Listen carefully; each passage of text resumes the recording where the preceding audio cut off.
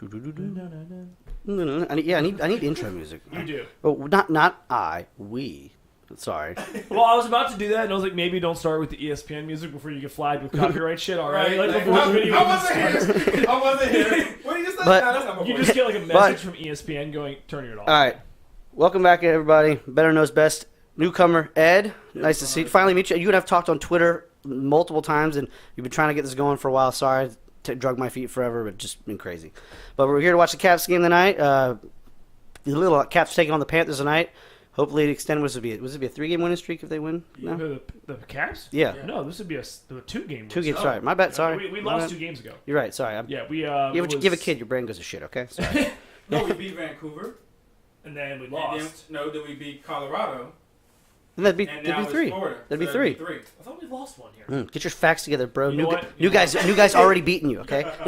Well, this is fun, 3. guys. Thanks for having me on tonight. I'll be going. But hey, no, I appreciate it though, and It's so. already taken effect. But You know what? Let's go to the whiskey. We'll see if that helps. But hey, man, does anybody? I wish Alan May just talked more. If I could just have more audio of Alan May like talking like normal, because like I love. Do you remember the one day when there was a couple really cheap calls? I don't know if you saw the clip. He just went off. He was like, "Take hitting out of the game. Take the damn puck out of the game if you don't want any more physical contact." I mean, it's not wrong. I mean, no, I don't want this to turn into football. There's a reason I love hockey. Well, it can never turn to football because football is becoming soft now. So But that's what I'm saying. Is Yeah, I don't okay. want hockey to turn into Yeah, oh, football yeah, because yeah, at yeah. this point you might as Gotcha. well put flags on the quarterbacks Yeah, I and was say about don't to touch say, them. me and my dad asked the other day. He was like, "Well, what is this becoming?" This was during the Super Bowl. And I said, "Dad, Yeah. it's two-hand touch. We spoke I'm sorry, about this you're 2 right. years ago." I was thinking the Boston game was in between Vancouver and Yeah, we had Yeah. a Baptist break, I think, that's in what Vancouver. that's where I was getting. Yeah, at. no. Let me tell you something. The thing that upsets me about hockey, and I think this is why a lot of people disagree with me so much on Twitter, and I love the feedback. I don't care. I mean, if you can disagree, it's fine. Yeah. So many people get upset. That's fine. You can get upset. That's on your Twitter. But I'm going to let you know what I need to say. I have people who agree with me that aren't Capitals fans. The game has gotten softer, It has. and Hockey? I feel like Hockey? Oh, wait. it's Or getting football? that. No, football is Okay, already sorry. soft. Okay. Hockey Basketball's is going been to be soft. getting there soon if we keep calling these cheap calls. The I agree reason I with say you, sir. that is because somebody made a comment to me the other day on Twitter saying, NHL, they make every call during the regular season, and then they let the guys play in the playoffs. Yeah. Especially when it comes to these ticky-tack hooking calls, these ticky-tack, slashing calls Yeah. that really doesn't even touch a player or the stick, really. It grazes it. And the referees are calling it. I have a problem with that you call that now, but you let it go during the playoffs because it's called inconsistency to me. I agree.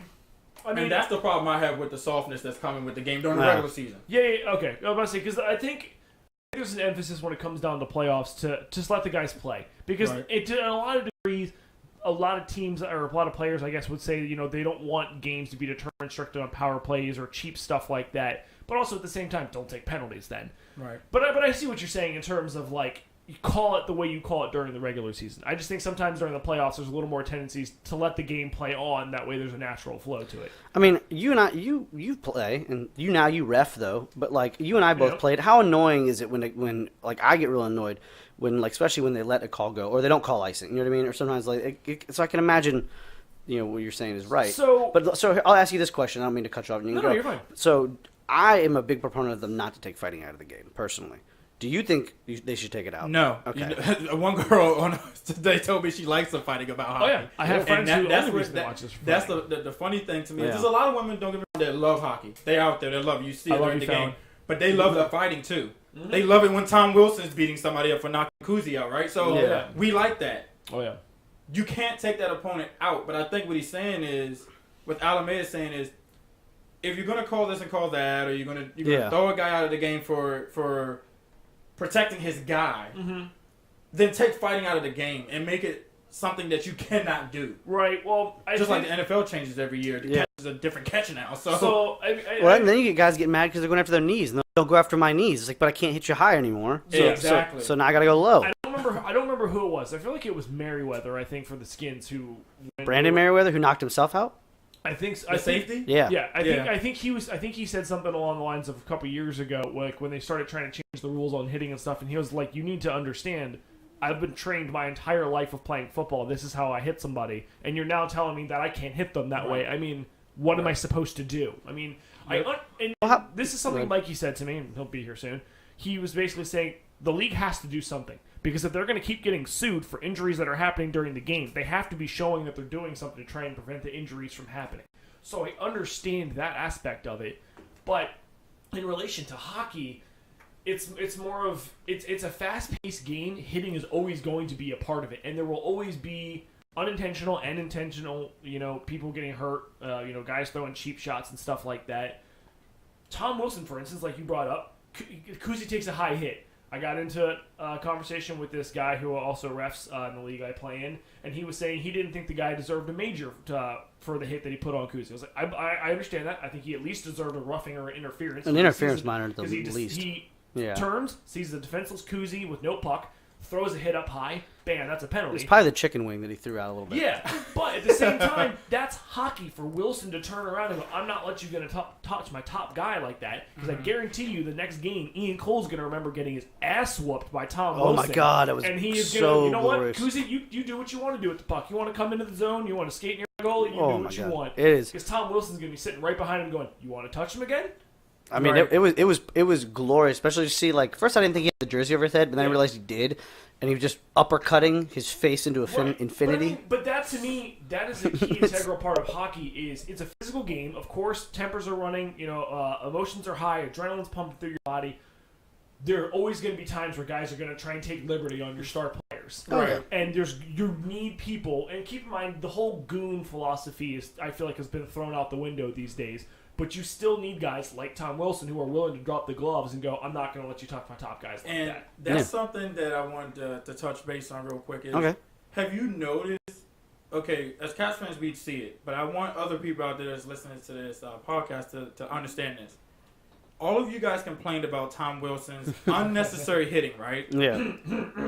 We all called it unnecessary in the preseason on the St. Louis Blues player, Sundqvist, maybe? We all say Oscar preseason Sundqvist is not needed. Yeah. My thing about preseason is two things. A, you're getting in preparation for the regular season. Mm-hmm. So if you don't want to see hitting like you said, take the preseason out of the game then.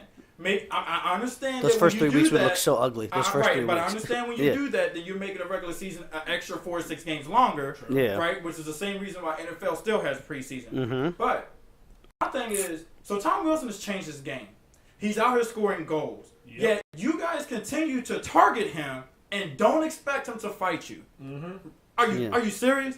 And that's where I understand where you're coming from is, okay, so you have a guy like Wilson who's changed his game. He's shown he can score 20 goals or so in the regular season, right? He's on pace for that, even with us having 30-some games left or 20-some games left. Yeah. However, he took that out of his game. He had guys like Ryan Reeves, who wanted to come out. I was at that game, by the way, live, so I can speak about it. Who hit him, knocked him out of the game, and people went on Twitter and called Tom Wilson a goon and acted like they did not just see what happened in the arena with Ryan Reeves. Yeah. Let's remember, Ryan Reeves came from Pittsburgh. Yep. Also from St. Louis first. He was like that in St. Louis. Exactly. Before, so his that's been his motto. Is no difference than Tom Wilson. Yet he hasn't changed, but Tom Wilson has.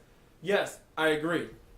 But I don't. So what I want to understand what you're saying is, if a guy that took a shot at Kuznetsov like that, you don't think that anybody deserves to be thrown out of a game?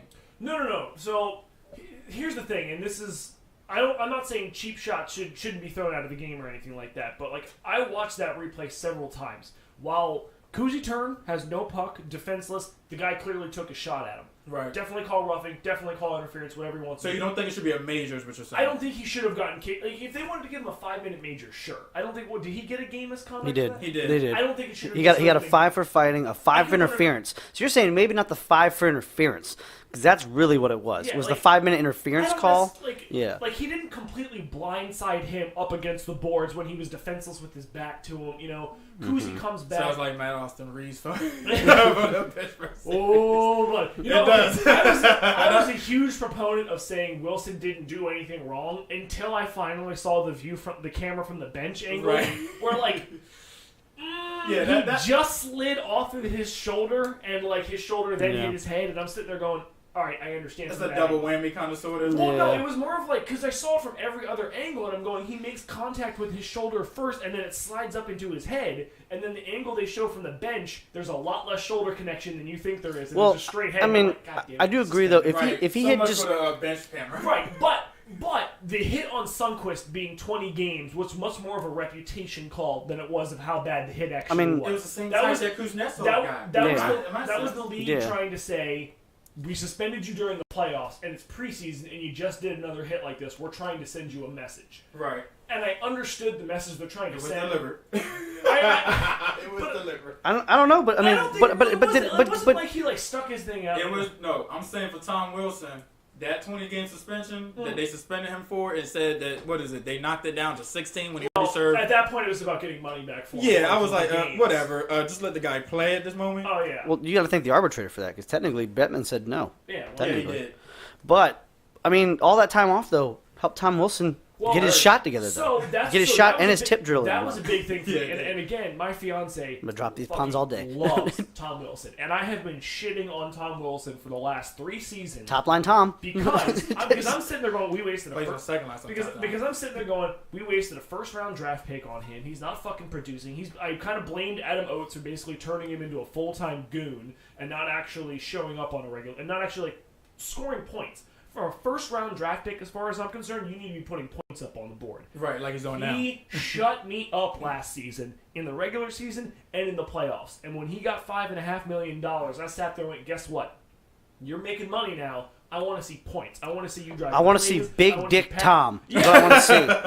Bring it on! And he got suspended 20 games. And I was like, oh, fuck, here we go. Great start to a contract year for him. And he comes back and lit it the fuck up. Yeah. And I was like, you know what? For $5.5 million, that's what I want to see. And that's why I said, I really don't think Tom Wilson really meant to hurt that player. I really think Tom Wilson talking about Sundqvist or Reese? Yeah, just playing Sundqvist. Okay. He was just playing his game. Yeah. No, we know he meant to hurt Reeves. If he had got a chance, he's going to mean to hurt him. Well, they fought once before. In the playoffs, I think. No.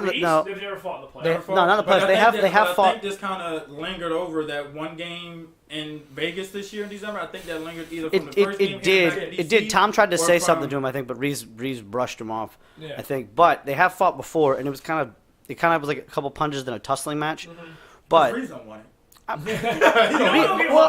With all due respect, Reeves is one of probably still the toughest guys in the league. No, he is. But I don't think when he knocked out Tom Wilson in that game, he really never took a shot. He just took a one shot like blindside type. Yeah. Well, the funny thing is, Tom Wilson got knocked out because his helmet came off in his head. Well, yeah, I was about to say that was the thing. Yeah, Reeves hit Tom literally in the armpit, essentially, is what he did. I mean, it was the perfect hit because, I mean, you imagine you're not looking, you get hit, your head whips, and then his helmet did come off, so his face hit the ice. It was like a triple whammy. That's like a blindsided hit on the road. If you have a green light, the tractor trailer keeps coming. Yeah. When you shouldn't be on the tracks and the train's coming through, though. All right. A little major league reference there for you. But but I said this, and it's funny. I didn't really get any nobody. I thought somebody would easily that was super sensitive would jump on this when I said that if we had Ryan Reeves, we would all love him.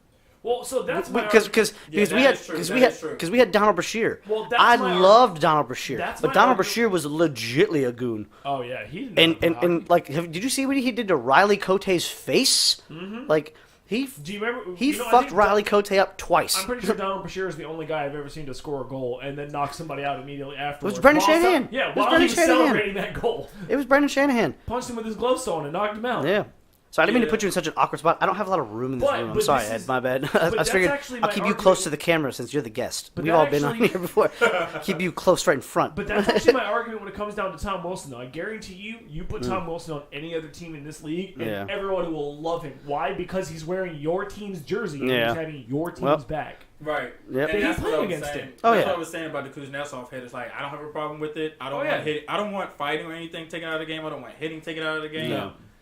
Because you get guys like Matt Cook towards the NFL, like you said, because now you can't touch nobody. Yeah. Everybody might as well wear a flag, including the fans, because you can't touch nobody.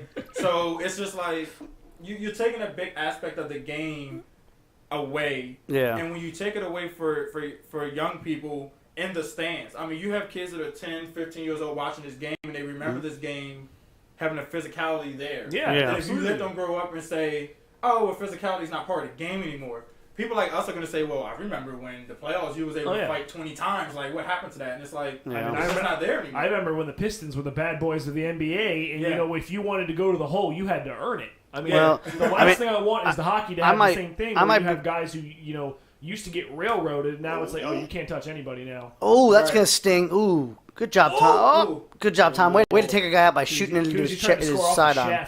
Yeah, off his shaft. So, am I the only one that's old enough to remember the Palace Brawl?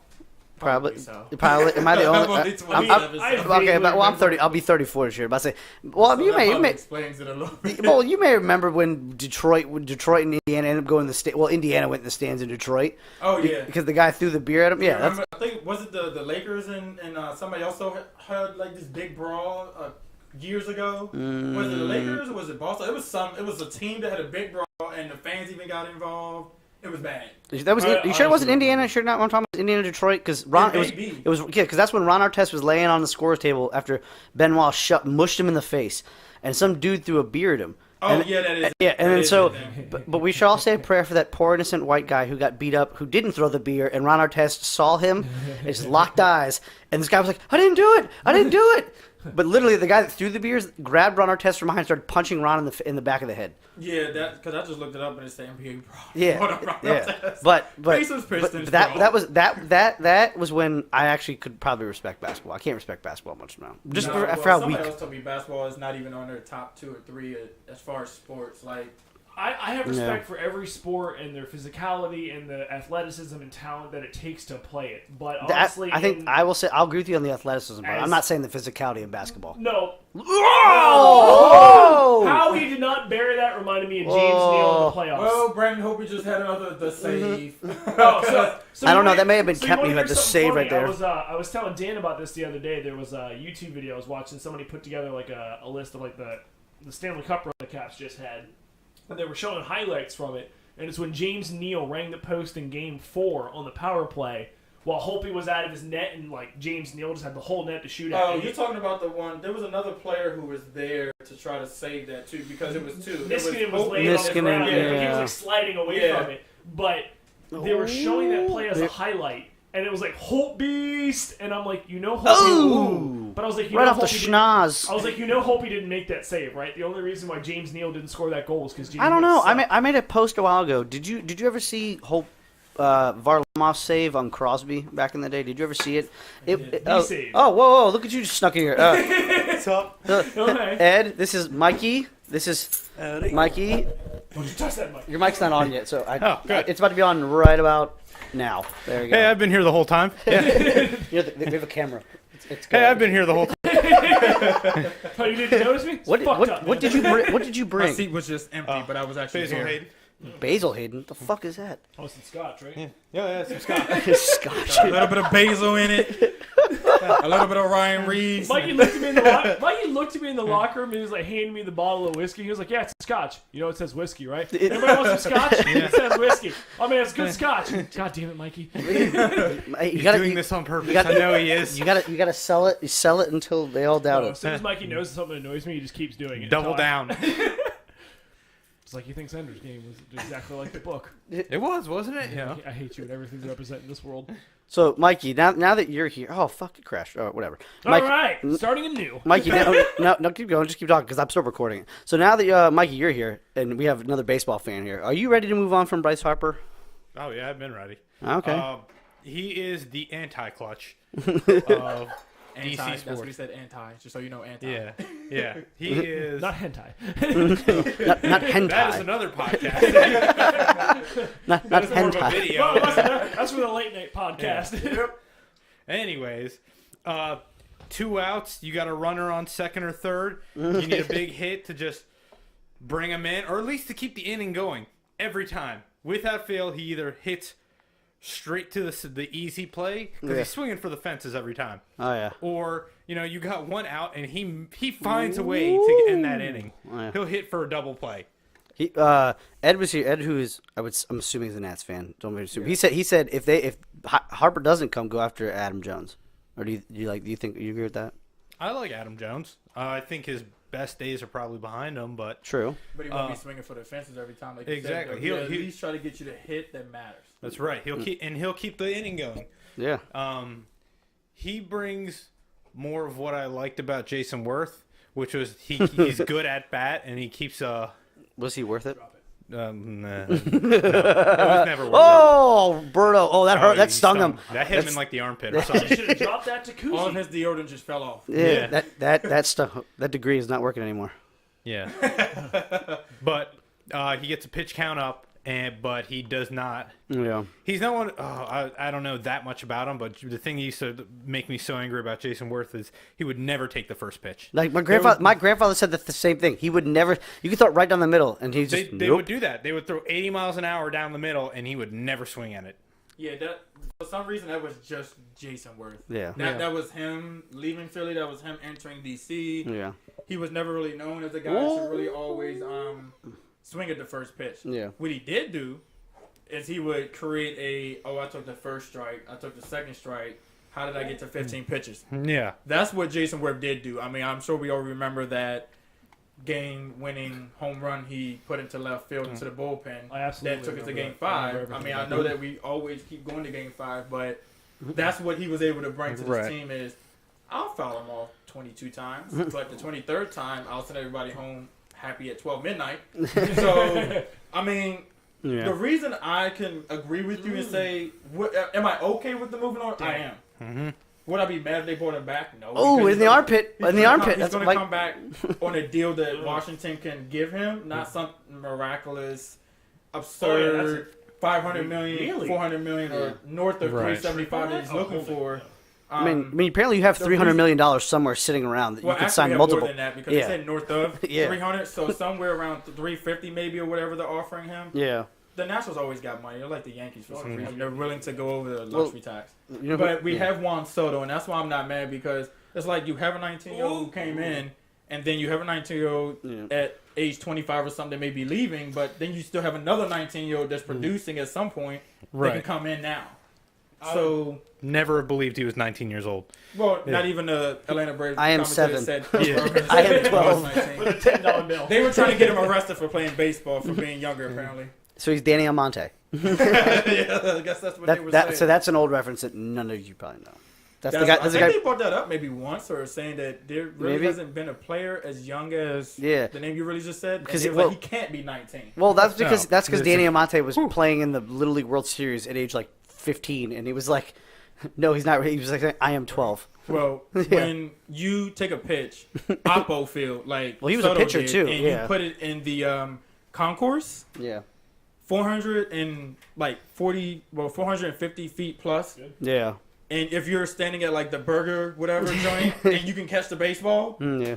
you some people are gonna say, "No, he's not 19." Jesus Christ, you all right over there? So Technical failures. Oh, you try to charge your technical phone? difficulties. Yeah. Oh. Whatever. We're moving on. We're But moving yeah, on. I'm okay with Bryce Harper being gone. I'm not gonna be mad. Ooh, what a pass. Michael Taylor is Huh. good at center. You know, he provides more defense than offense. He's I was about to say there's no offense. yeah. He's you know what though, in the playoffs a couple years ago, he was producing, and The only one that was Yeah. producing at that. yeah, Worth had a great playoffs that year too. Unfortunately, when we got eliminated, Which was probably our best year to really yeah, go as far as Yeah. we wanted to. and it came down to Bryce Harper. But if it wasn't for Wieters, Wieters trying to make that throw to first, oh my God, I think we would have had it. I think he single-handedly put Is that when you played in Chicago? yeah, Last season, Yeah. and you lost. Yeah. he put not them back last- in the game. Not But- last season, the season before. Oh, okay, last. all right. Yeah, Both. Nah, whatever. No, it was season before last.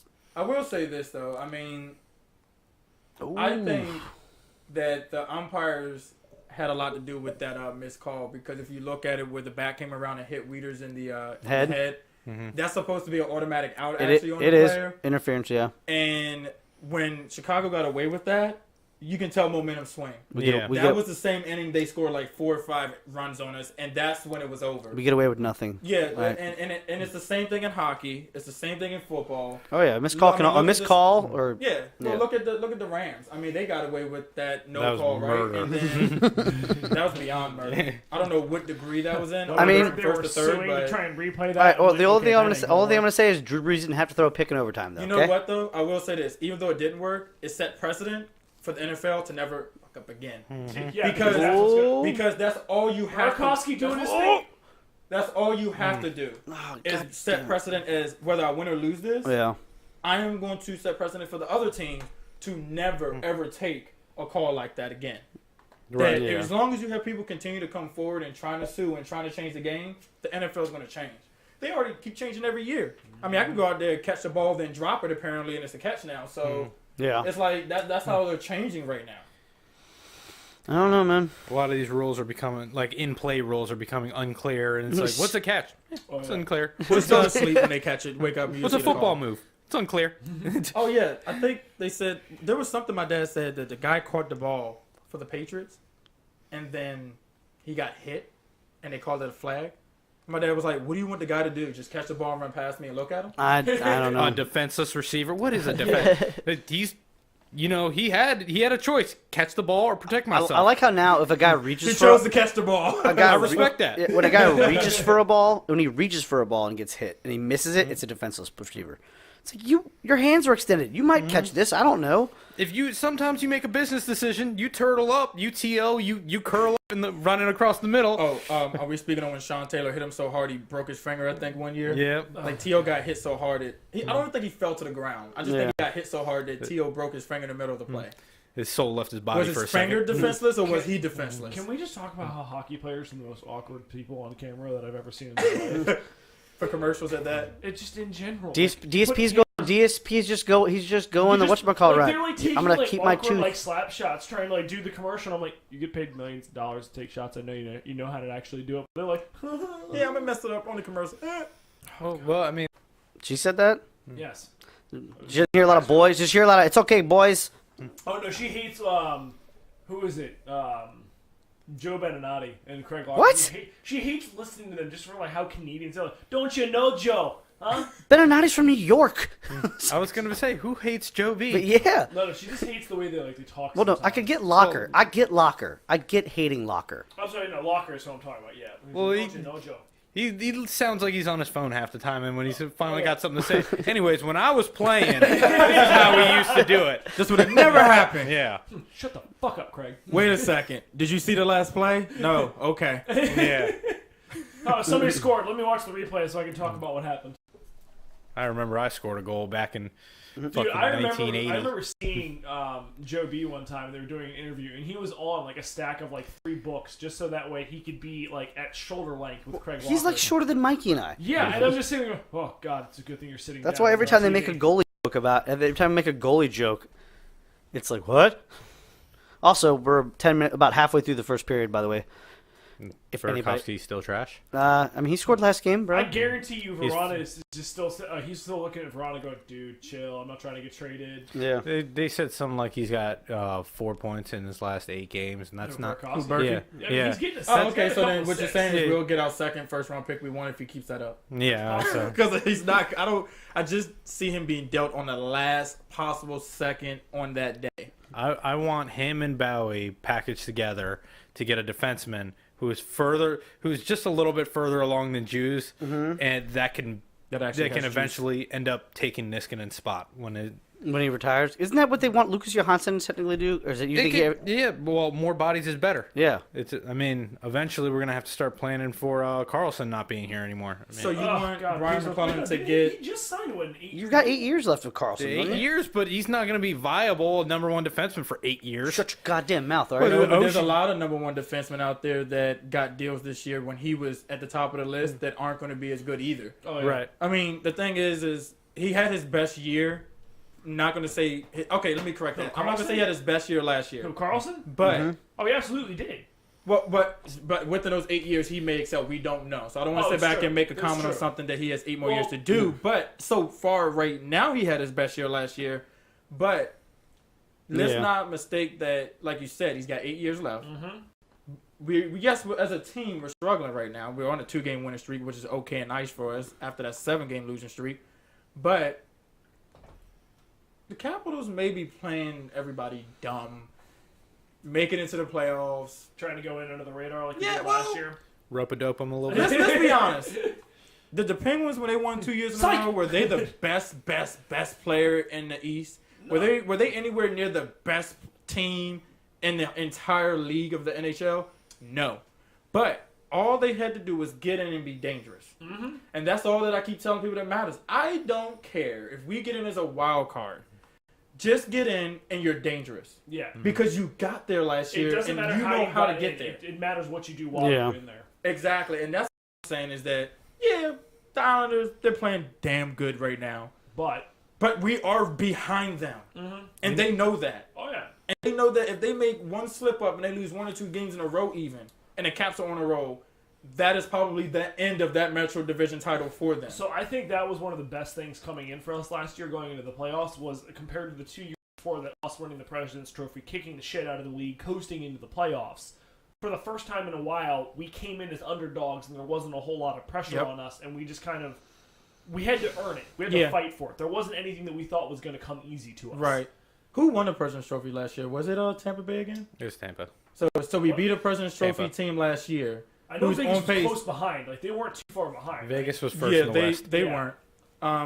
So what you're telling me is we beat a President's Trophy team last year, as those of you on Twitter who told me you hate to hear me say it, but we beat a President's Trophy team last year. And Tampa Bay's on pace to beat a President's Trophy team again. They're still my cup favorites. Oh, dude. They were people's cup favorites last year with the same players. That's why I can't pick Tampa Bay. My future brother-in-law sent me a picture of them above us. I don't know, McDonough's been there a full year now. Sent me a picture of them above us in the standings. And I didn't hit him with the Stanley Cup championship because that would have been too easy. I had to show him with the Eastern Conference championship because that's the one we beat him for. And I was like, keep talking. We still beat you. Mm-hmm. Well, I always give people the Stanley Cup because that's what ultimately matters to me. But yes, the Eastern Conference, I can agree with you. Just over Tampa. You just want to show games. Yeah. Who was it that had the open they dished the puck back into the crease and like it was just sitting there like hello. And like Orpik just like right off the end of like Orpik's heel and like of his stick and we got it knocked away. I forget who was in the crease, but whoever that was should feel. It bad. Went like you just want the one who went directly behind Brandon Opie and. All blue shirts came past, and you was like, "How did that not go in?" There was no reason for him not to bury that puck. And I think Orpik like either like just lifted his stick in time or like just caught it off the heel of his blade to knock it away from the thing. But if I'm that coach, sit your ass down. You ain't going nowhere for the rest of the period. Right? Yeah, I mean, people could say it was luck. People could say it was this. I just think the Capitals finally got in. They finally got past Pittsburgh, which was their arch nemesis. AKA Slay the Dragons. We literally exercised all of our playoff demons in 1 year. Exercise the demons. John Tortorella in Columbus. Pittsburgh. Then we took down the Rangers B team in Tampa. And then finally took down Marc-Andre Fleury in Vegas. Yeah, I think for Vegas, it was more of taking down Marc-Andre Fleury. Always used to like just have our number in Pittsburgh than Vegas. Because the thing about Vegas is, like I told people, when they won the first game but then lost the following 4, they were never used to even being down in the series. They weren't used to being on the brink. Yeah. And, right, when they walked into people's homes, it was just more like, this is my house now. Yeah, this is my house. Now. And, going to Vegas last year, I will say that they have a very nice arena. I still hate the way that their hockey I like the pregame. Ice is. I don't like the pregame either. But, yeah, I just don't. For me, this is my 5 or 7 words. Just drop the goddamn puck. I'm not here. I understand that Vegas is for show. I get it. I'm not knocking them for that. But just drop the goddamn puck. That's all I see is the game. The game's supposed to start at 8, and we're starting at 8:45 because you want to show a damn. You want to show a Dragons show. Is still here. Like, really, this is not MSG where they had the going on and a concert across the hall. Now, they actually have that at Madison Square Garden, or not. They can have a concert going on at the same time of the game. If you want to be Madison Square Garden, build an arena like Madison Square Garden. Drop the damn puck and let me see some goals. That's all I ask for. I think the thing for them is Vegas. They got to do it just like Vegas. They got to put on a show. It's got to be a full spectacle and all that. I kind of like it. I mean, I think it's good for getting hype in that area. Like a Corona or the because Sam you don't Adams want that fan base to be rabid today and tomorrow, but like in a couple years down the road, because an expansion team coming out this hot, it's not sustainable, really. But also, you're trying to get the fans into it. You know what I mean? It's your first trying to year, get the people going. You're trying to draw the crowds in. You're not just going to do the standard, we're going to play hockey, we're going to do well, thanks for coming. Make it a spectacle. So your second year, you're going to continue it? I mean, I think they will. In the playoffs, They already probably. have. I mean, it's, Thank you, sir. I went this year is what I'm saying, and it's already still there. And I get it. Like the playoff time, we all they scored. Fuck ass. Playoff time, we Good all deflection. saw how delayed the games were just because of the chance Yeah. and just because of introducing and all those other things. I'm not even in the playoff time really. I'm just saying like during the regular season, I'm more just like it's regular season because we just play hockey. Oh, they're hunch. It's a Tuesday night. Are you telling me they do the same thing for every single home? Yeah. game? Oh, Yeah. fuck, that's way. That's what I'm saying. I went in December when we played them. Yeah. And so for every single home game, they drop down a person who's supposed to be from the opposing teams to fight with the sword and shit. I don't like that. See, Playoffs I'm I'm fine with it because thing. playoffs Yeah. you want the enthusiastic to be there. Like Capitals do the same thing. Turn lights off. Now they got this 3D thing. They got all this they're doing. They got the singing outside. You know why everybody's doing it now? Because now Vegas has upped the game, and every other team is like, all right, fuck, now we gotta start doing something to at least kind of get the fans a little more. Which, by the way, I like the way the Caps do it, showing the highlights and stuff on the ice. I think that's actually pretty cool. I just think as far as I'm concerned, that regular season 30-minute delay for the puck drop, and I'm not a fan of. I just want to see the game, and they don't do that. It's a show every single home game for them. Yeah. If that's the case, I'll book a concert ticket. Like, I'm not booking a game ticket. Yeah. But again, I because it's Vegas, and that's what they want to do because it's just the area. Not even just the game, it's Vegas, and that's just how Vegas is. Yeah. So I'm not knocking Vegas for what they are, but it's just it's Jesus, just like crazy, Holtby. but Whew, that was fast. All right, hey, guess what? It's the worst lead in hockey. Dude, It's almost as bad as a struggling 3-goal. against Florida these days. Yeah. Florida has our number. Well, They're not a bad team. They just every time they seem like they're one step, they're about to take that next jump, they trade away half their team. Well, to do that, I guess you can't trade away half your team. we looked deflected off. Nothing. They're kind of like the Marlins. Every time the Marlins used to be good in baseball, I was like, all right, time to sell. Yeah, when they win it all, blow it Time to up. find a new They're a complete budget owner. team. Yeah. Yeah, nothing Holtby can do about that's a deflection. And he's got like 1,500 bodies in front of him. Yeah. So something you were saying earlier that I was going to mention on is when we were talking about John Carlson. One of the best and worst things that happened for us though was he had such a stellar season on the final year of his contract, and we won the Stanley Cup. Like, yes, we wanted him to do that. We needed that solid number one point producing defenseman. You know, I think he was top producer in defense in the league. I think he had the most points. I think he had the most assists. Yeah, no, he didn't lead in goals specifically, but I think just points overall, he was the number one.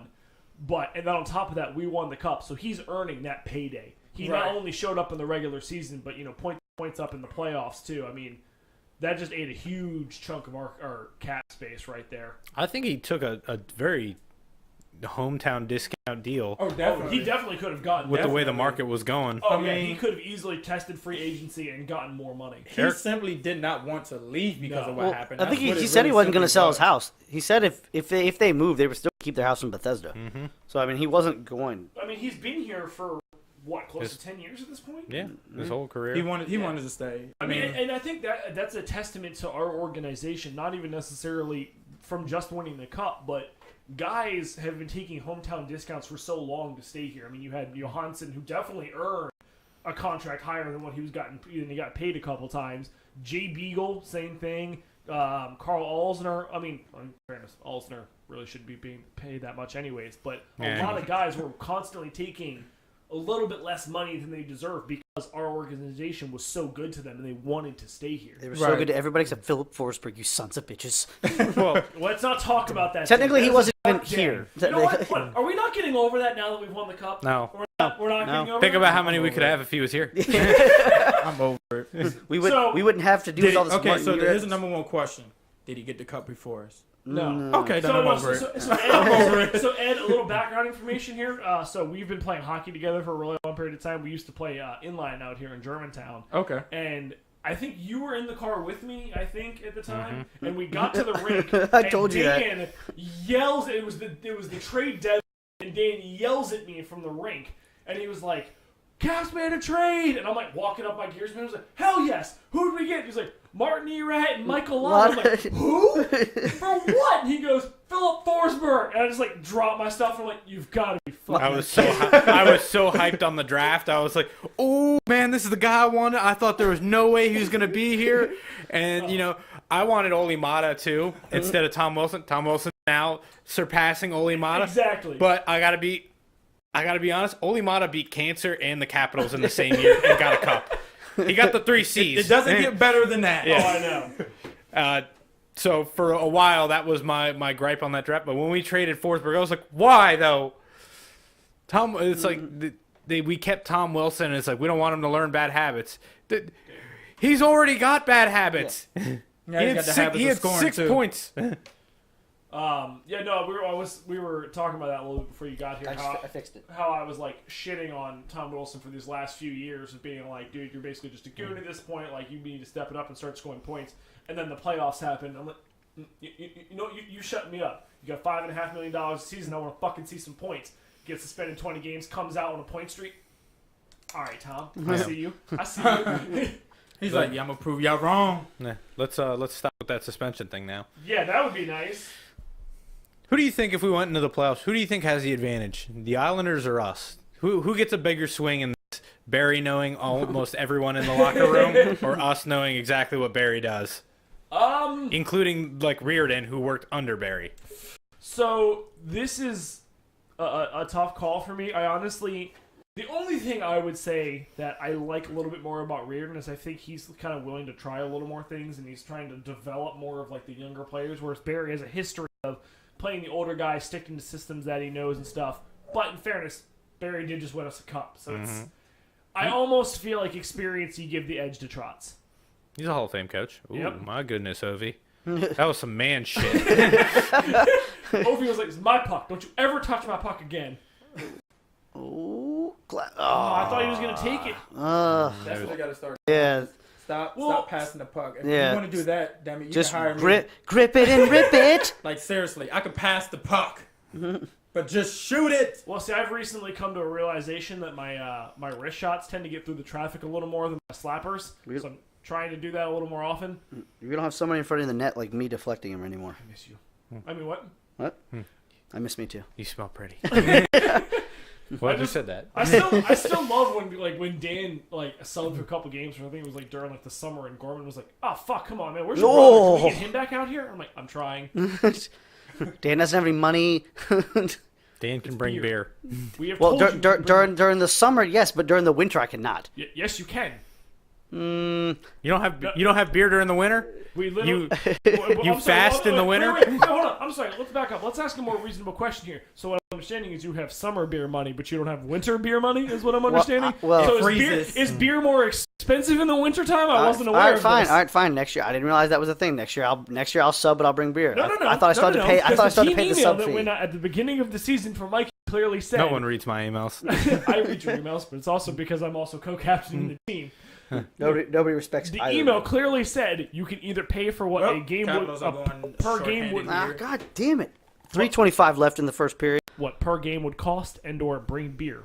All right, It's cheaper than what the game would cost to bring the beer. You can drink your own beer. Yeah. and I'll actually share it. Unlike some people that I know on the team, I'm not going to say anybody who takes their beer with them. Oh, bullshit. Butt ended him or an elbow? No, his hand. Those are the calls I'm talking about. So you make those during the regular season, and then they disappear. Well, okay, but in playoffs. fairness, those shouldn't be made during the regular season either. I understand, but then we begin with the word inconsistency. Well, okay, so this is another thing. This is another thing, and Mikey, this is something as somebody who also just started reffing like I did. Those calls are hard to make when they're happening. Because it looks like his elbow's up, and while the play's happening quickly, you can't necessarily tell it's his hand that hit him and not an elbow. Well, so then you don't make the call then. And I know I'm coming from a fan standpoint. But think of it from a ref perspective. If you see that, right? The ref is on the other side of him. Exactly. Okay, so but again, my opinion is if you don't know, as you just said, you don't know, then don't make the call. True. You cannot make a call you don't know about. Well, I'll give you a perfect instance. I mean, in the NFL, we know that they missed that call. Well, no. So I'll give you a perfect instance. I was reffing a little bit of a higher level game for the league that in a league that I play in. I see two guys go up the wall against each other. Guy makes a good defensive play, and I see him try and pull his stick back out from the guy's body. Mm-hmm. And I see the guy who was trying to fight for the puck. I see his body turn, and I see him go down. To me, that looks like a hook. As a ref, I got to call that. because that's what it appears to be the situation. Now there couldn't have been That's a call. but there could have been something inside the boards that didn't necessarily happen that way that maybe I shouldn't have called it. But from my viewpoint, that's what I see. That's what I got to call. I'm not upset with that. I'm upset with this 2-0 deficit. Those are words. I'll find them. It's hard to come out when you're losing. Nobody wants to come out when they're losing. Yeah, I mean, I could totally agree with that, and I can understand that. I obviously, I've had people, I'm telling you, on Twitter that give me the rules, and it's not that I don't understand the rules. The rules aren't hard to really understand. It's just when you hear a ref, not saying you, but when you hear a ref say, "Oh, I didn't know," then what you're banking on is that you were right and then you were wrong. Well, in this aspect, it was more of his elbow in his hand, right? Not the stick or anything, and the player skated into that. So we're all sitting here like, bullshit, right? Right. Yeah. And you ref, you ref before, Yep. so you guys see this, and you're like, in fast mode, we probably would have called it. And slow mode, looking at it as fans, is bullshit. Mm-hmm. But as a ref, you also said you don't know. So if you don't know, you don't. It goes through all leagues, even NBA and stuff. If you don't see something, or even if you have saw something, or you think it's this, but you're like, I'm not sure. You can't call something you're not sure about. I probably would have made that call just watching the Exactly. The ref was on the other side of Trocheck, so he couldn't even see Juice spinning around. Yeah. He couldn't even see his hand. So all he saw was his elbow go up and the guy's head go back, and then he stayed down. So keep in mind, this is what I always explain to players whenever they go to, because I don't mind a player asking me what I saw. I have a problem with a player who automatically just wants to call me a dickhead and get in my face for making a call. Oh, is that like Sometimes does your that- reffing does partner it- does that. Does that feel a little weird to you, Matt, to have Fuck somebody you. call you a dickhead Fuck when you, you do Dan. that to the officials all the goddamn First time? of all, okay, we're gonna get back to that. We're gonna get back to the point that I'm gonna make here, and then I'm gonna come back That to was a you. tease okay? for later. Calling out But truths. The way I always explain it to them is like because I've had guys who look at me and go, like for instance, that call I just told you about. I had guys on their bench going, that looked like a good defensive call to me, ref. And I looked at him, I was like, right, but I need you to understand what I'm seeing and how I have to interpret it. That I can only call what I see. You know what I mean? Like there might be a part of that. Like I said, there could be something that I missed. But from my viewpoint, from what I see, I saw a hooking in that situation, so I called it. So you know what that turns into, right? Because you know what that's already turned into in the NFL. Yeah. If I can't see something, I'm going to add 3 more refs. Yeah. But that's okay. I see what you're saying. So what's going to start happening is, especially because fans can send the NHL complaints too. Of course. So if the fans send complaints, and then you have your players already complaining, the NHL is going to say, okay, so what we'll do is easily we'll just hire 2 or 3 more refs that can be around the entire ice. Yeah. And now you have every angle. You have somebody in the middle. You have somebody on all 4 ends. You have somebody right in the dead in the middle. I don't know if they can even if there's room for them to get there. Well, right, and that's what I was going to get to. Is they'll that find the more, they will. They're going to say you got to stand here, but what's going to happen is you can't tell a ref to really stand in certain spots all the time. They got to consistently be skating. So I see what you're saying. Same thing in every league is these refs can't stand still. They have to be moving. Can you imagine just having them guy on each side of the center ice? You just stay, don't move. Just stand there, don't move. Can I get a bottle of water? I'm thirsty. Yeah. This is when the ref. This is when the NFL comes out with robot refs, okay, that hover above us. Oh, okay? let's not go to we're, robots. We're because living in the MLB's 2030. next, Okay, or before them. the programming's going to be flawed. They're going to kink out. There's going to be explosions on the field. I'm excited. I'm So still here's shocked. my more courteous question then. If we go to robot refs, All right, we're going. how does their hand go up? It's a light. How do you call a light and a just an horn. There's a explosion? light and a It's horn. already up. It just lights up Like, how red. do you call a like? That's what I wanted to know. Like, you know how it was The so, goal- it's so the goal nice one- to the hear goal- the umpire Yeah. go, Steve right, but if you have a robotic umpire, Steve right, like that's boring. You I don't know. what? I like laughing at the guy. You know some umpires like they just live to call strikes like that. You know, Oh, like Wes, they have a Wes boring- McCauley. Yeah. Oh, you mean the Anthony Rendon to throw you out of the game guy yeah. that never gets You- thrown out of the game? But you know some of these refs are bored, and when they finally get to call something like, "This is my moment. I've lived for this." Like, all right. like you said, like Wes McCauley, who like makes a show out of it every time. Hold on, isn't West the one that everybody Loves because he's like 5 minutes for fighting. Yeah, he's animated. Look, reffing. As much as I enjoy it, End it's of the a different part of first, the game that two- I'm not entirely used to. I hate Occasionally, End of the first. it can get boring. Caps down Dun, dun, 2-0. dun. All right. So yeah, I mean, one guy on Twitter, he invited me to actually come down and watch a refereeing game, and then possibly even like ref a game, and that'd be fun because I think I'll be able to. He came down for you to watch a reffing game. No. He invited me to come down to Reffing watch clinic. him ref a game. Okay, I was about to say, I was like, I'm not And gonna lie to then- you. That sounds boring as shit. Right, There's and no then- game. It's just him reffing random And then stuff. he said, if you're interested in it at some point in time later, after watching a couple of games of us ref, we'll be interested in teaching you and letting you ref a game so you can kind of, like you said, see what we see, and then call what we call. Yeah. So you can understand exactly why certain things. Like, for example, I want to ask this question. Referees blowing their whistle right when the puck hits the dang on goalie, but the puck is still loose. That happened last game, like Three thrice times.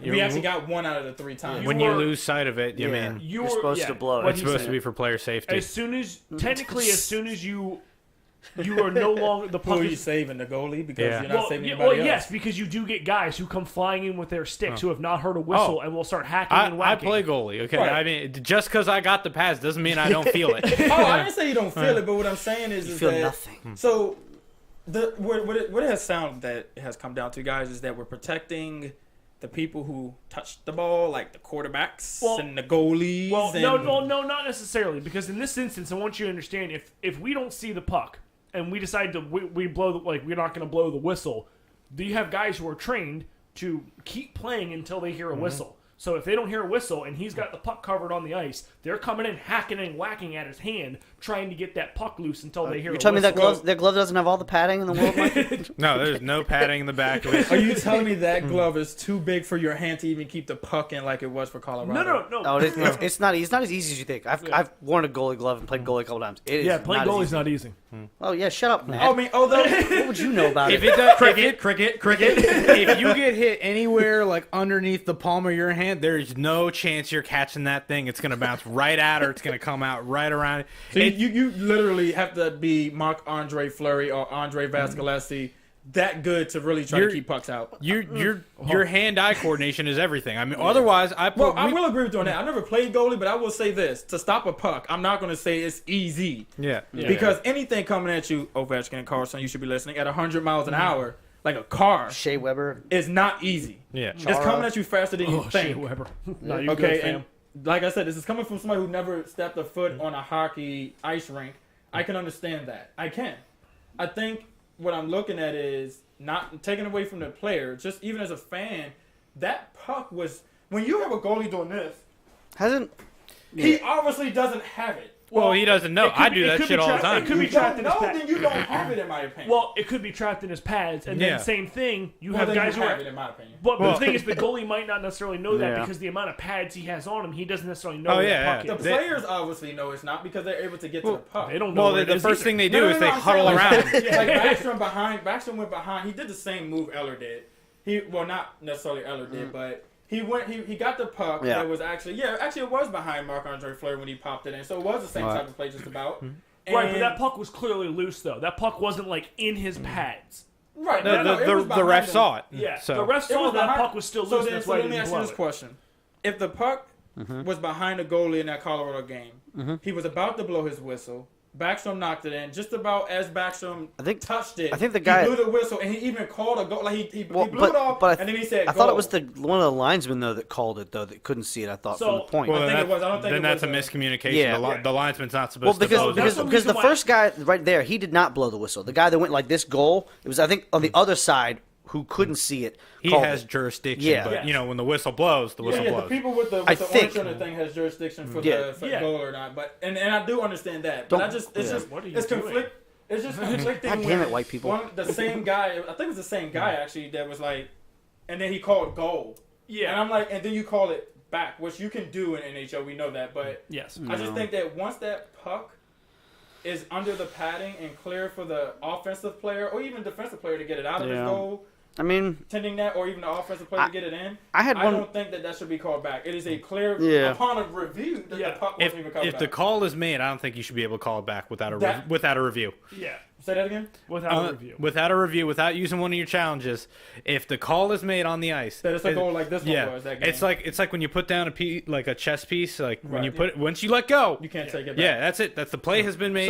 So like if they hadn't challenged it, that's it. That's the call. There's But they no didn't, goal. though. That was a that's league, where though, that should right? go to, or do you disagree with you having played goalie before that should not be where it goes? If I don't have it, I don't have it. I mean, but if it the point I was trying to make with the hand-eye coordination is just you don't always know you have it. You're trained. You see it coming this way. That's a 100-mile-per-hour shot. If it hits me, I don't always know where it's coming off me. Yeah. But I'm trained to, if I don't catch it, like if it's coming towards like my arm, to just squeeze Right. and make sure it doesn't come through. I don't know if I've squeezed too early and Or it's squeezed bounced out, through. or Right. if it pulled out the other end of the jersey or whatever. But if I think I have it and I don't know for sure, the first thing I'm gonna do is look down at where I thought it was, Yeah. then look behind me. And for all he knows, it could be in his Yeah. arm. It could be behind him. He has Right. no idea. He's But- just kind of going, shit, do I But have if So the you're- ref sees it, and if he sees it loose, plays live. So do you think whistles get blown too quickly? I think whistles Sometimes. were blown pretty darn quickly in that game. I don't think Oh, that that they was one, given yeah. a chance in that game. 50-50. Some refs call it too early. Some refs. We had It one. depends on the late. squad. We had one Yeah. more Namer. That's why that Yeah. day was blowing the heck out of the whistle. I mean, they must have had Yeah. it sitting in their mouth. Because every single, Maybe. even after that actual one was called back, they kept blowing it dead so quick. Even when the guy, like, I know you're saying, like, with the glove, it's so hard to even have it. But he even clearly, with the referee sitting there, if we were even able to pull Yeah. that play up, he was juggling it. The ref seen it. Yeah. They seen him juggling it, and then he still blows it dead. Yeah. If I can see that puck moving, I am not blowing it dead. He was That's in fair. great position Yeah. to see that with nobody around the goalie besides him and the goalie, literally looking at each other. Don't blow that dead. He blew that dead. I am surprised he did not blow Kuznetsov's goal dead. To even say that at the least, because it was the same exact way. So back and again, forth. he might have learned from the first time. We're Going, all, oh, we're all shit, in I the same shouldn't room, blow- by the way. He couldn't have learned from the first time. I'm just. Well, it could have been also a different ref at the other end of the ice. I hope it was. It might have been. That might have been like a business thing too, because all the NHLPA and like the goalie community is like losing their minds that every year they have to shrink their pads. Now it's a safety I hazard. heard about that. So now it could be a thing like, oh, like that he's bobbling it, but he's got it. But it looks like he's got it. Protect him a little bit. You've taken away a chunk of his padding. Just protect him a little. Maybe that's what he was thinking. Maybe that's something the NHL is telling him. It's regular season right now. So do you communicate that though to the players that, hey, look, this is what we have told the NHL referees, and this is what you cannot do since we are stopping as soon as the puck is gone? Because at some point in time, what's going to happen, in my opinion, is you're telling the referees a chunk of their padding has been demolished. It's no longer there. Now we have to, as referees, protect the goalie. Then you have to at least let the players know, in my opinion, that then don't take your stick and start swatting at the goalie. Because now their padding is gone. Because you're doing the same exact thing. Being cuffed in the back of the head. Well, no, and that's true. I mean, there's so many things. Like, I've seen some goalies, and I know you've probably had this happen to you, and I'm defending you all. There's no way in the hell I'm sitting there getting slapped at 5 times. I would have gotten a game misconduct as a goalie because I would have been fighting. Because you guys get slapped at so. I mean, I get it that the puck is coming to you, and that's what the players are going after. But there's times goalies get slapped so many times, like 5 times, when the whistle has been blown and has been blown for a while. Yeah. When I first started playing ice, I went on a 6-game penalty streak for roughing and unsportsmanlike. Were you the goalie? I was the goalie. Okay, Also, so you you show up hammered too. He kind of felt like me. Yeah, Like, I'm somebody gonna would beat you bump. up. Somebody be standing on top of me in the crease, and I'd punch him in the back. I'd be like, "Move! I This was is there. this you is did my that to a ice." girl I've one. seen some You did that goalies to a actually, girl like- one time. It was hilarious. Well, she was standing beating up directly on me. girls on the I didn't ice. even punch her. I just literally stuck my arm out. She bounced off somebody Yeah. bigger than me, Yeah. which I was bigger than her, and then she immediately came back, and she got rope-a-doped. Some kind of that was a WWE like throw him into the ring and then her. came But, back. but you were talking about Varley not essentially holding. Varley's had issues catching though since he was in Washington. Which, by the way, He's gone through like different types of different angles of I don't know gloves. how the but fuck he catches anything with holding his glove out like this. Like what is this? These pucks coming this way. He's here. Yeah, it's like He's what? here. Shoot I over don't fucking this know side. that guy. Which, the guy with the beard? No, not No, him. that one right He already there. walked past the camera, The I guy. think. No, this guy. Which, by the way, I think I saw on Wii the other day. I think he was bartending at the Guinness Brewery out in Baltimore. Oh, okay. Yeah, Off so topic you're conversation. saying, I mean, I think that I was hearing even before that game, they said that he had problems with puck control once it's in front of him anyway. So Varley, like he's the type of goalie that you're going to get rebound goals off of. Yeah, and it like I mean, Oshie, look at him. He kind of slid right into the goal, but he scored first, of course. So he's one of those guys. He'll give you a lot of open netters because of his And Hobie had the same problems last year, beginning of the playoffs too. Actually, like he was giving Vegas a lot of rebound goals the same exact way in Game 1, but of course he doesn't struggle like Varley. But that's my point. Like you have a goalie here who does not control the puck like a goaltender should. I understand they're not all as good. They're not all Carey Price. They're not Pecorines and Hopies and Vascoletzis and making these saves that make absolutely no sense, like the one that Hopi made in the first period, even though he gave up 2. That's not his fault. Yeah. But I was bouncing too. Yeah, that's what we're saying. Like a lot of those were bouncing pucks. Those were nothing that Hopi could do about those.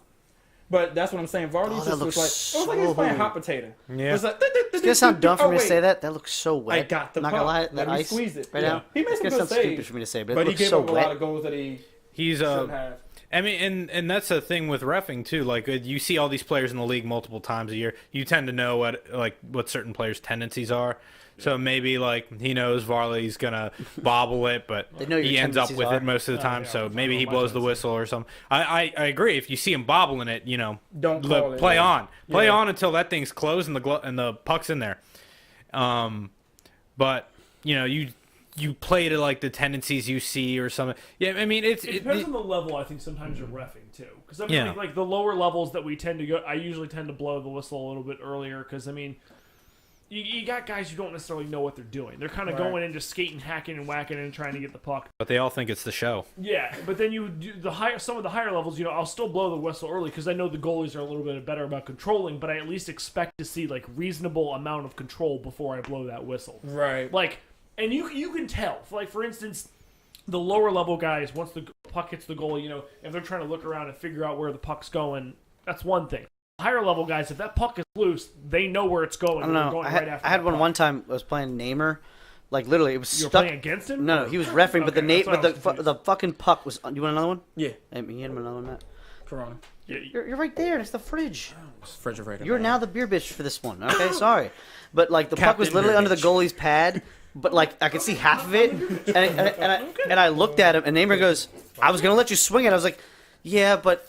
There's like 3 other guys that are bigger than me, and if I had stuck my stick under his pad to pull it out, I would have got cuffed. And I'm not. I'm a little guy. I'm not trying to get cuffed in the back of my head. Yeah, business decision. Yeah. I respect that. That's like when a corner, like he's standing there, like holding the edge on the outside, and he sees like LeGarrette Blount coming around. I'm going right at his ankles. Yeah. I don't need all that. I don't need Brandon Jacobs in my life. Bad for his ACL? Not at the moment.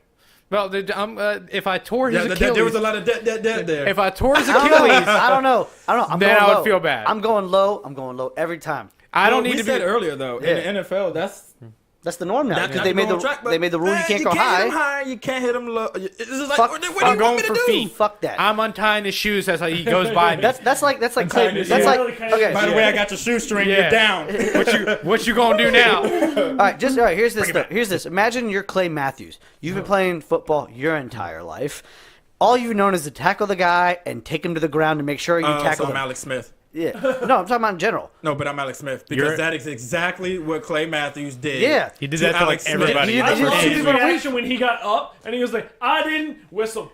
No, he got to be a little bit more exerted than that. He was like, That is the old quarterback treatment. Yeah. Now It is. you touch anybody like on top of the shoulder pads, that flag dude, is I going felt up. so bad for him, I yeah. looked at him and went, "I'm sorry, what did he do wrong?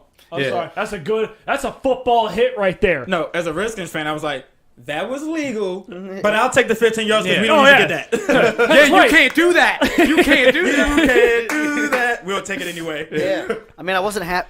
I felt bad for him, but I was just ridiculous. All right, speaking of that, so we're on the Redskins because it's intermission. All right, we got probably about 15 minutes left till next period. Yeah, less than that. Whatever. Okay. But Alex Smith isn't going to be playing next year. All right? And I asked you this the other night, and you can chime in this on again. Nick Foles. You think they should go for Big Dick Nick as the backup next year? They're goddamn right we should go for Nick. Who the fuck else are we going to go for? I'm throwing money at Teddy Bridgewater. You Yeah, I'm somebody about to say, else said I've that, heard Teddy's name thrown around. Teddy's name out there. If I'm going to go for anybody, I'm going to take Nick Foles. I would take Nick Foles. Here's why. What has Teddy Bridgewater done in the playoffs? Like, even if you want success in the regular season to even touch the playoffs, you got to look at a quarterback that, and I get that Nick Foles did not come in and play 16 regular season games that year they won the Super Bowl. True. But he definitely kept that camaraderie of that team together for those last 2 or 3 games. Yeah. He definitely went in and won those 3 games he had to win. Their success in the playoffs and that Super Bowl win was largely due to him keeping that team together. And, and keep in mind, I have hated the Eagles my entire life because I'm a Redskins fan and, fuck anybody else in the NFC East. Agreed. Through dating Fallon, she's being an Eagles fan. I would like my fiance to be happy, because my team's shit. But through actually watching them, Mikey's sitting over here going, I'm remembering this conversation. There's nothing redeemable about Philly. But through watching Not them, the city, the teams, but not the people, nothing. but Smells like piss, I've heard up there. through watching them through that season, you could tell something was different. Like, they took the league by storm and, really fucking showed up. And when Carson Wentz went down, like everybody else, you're sitting there thinking the season's over. They're not going to be able to get it done. And that's not to cut you off real quick. That's a normal reaction. Right, because that's their star quarterback who has been dominating the league the entire year. And then to watch Nick Foles come in and win them a Super Bowl. And get the MVP. But then also, but not even necessarily just that. Watch them tunnel with his nuts watch on them the ground. watch them as they came back the next season.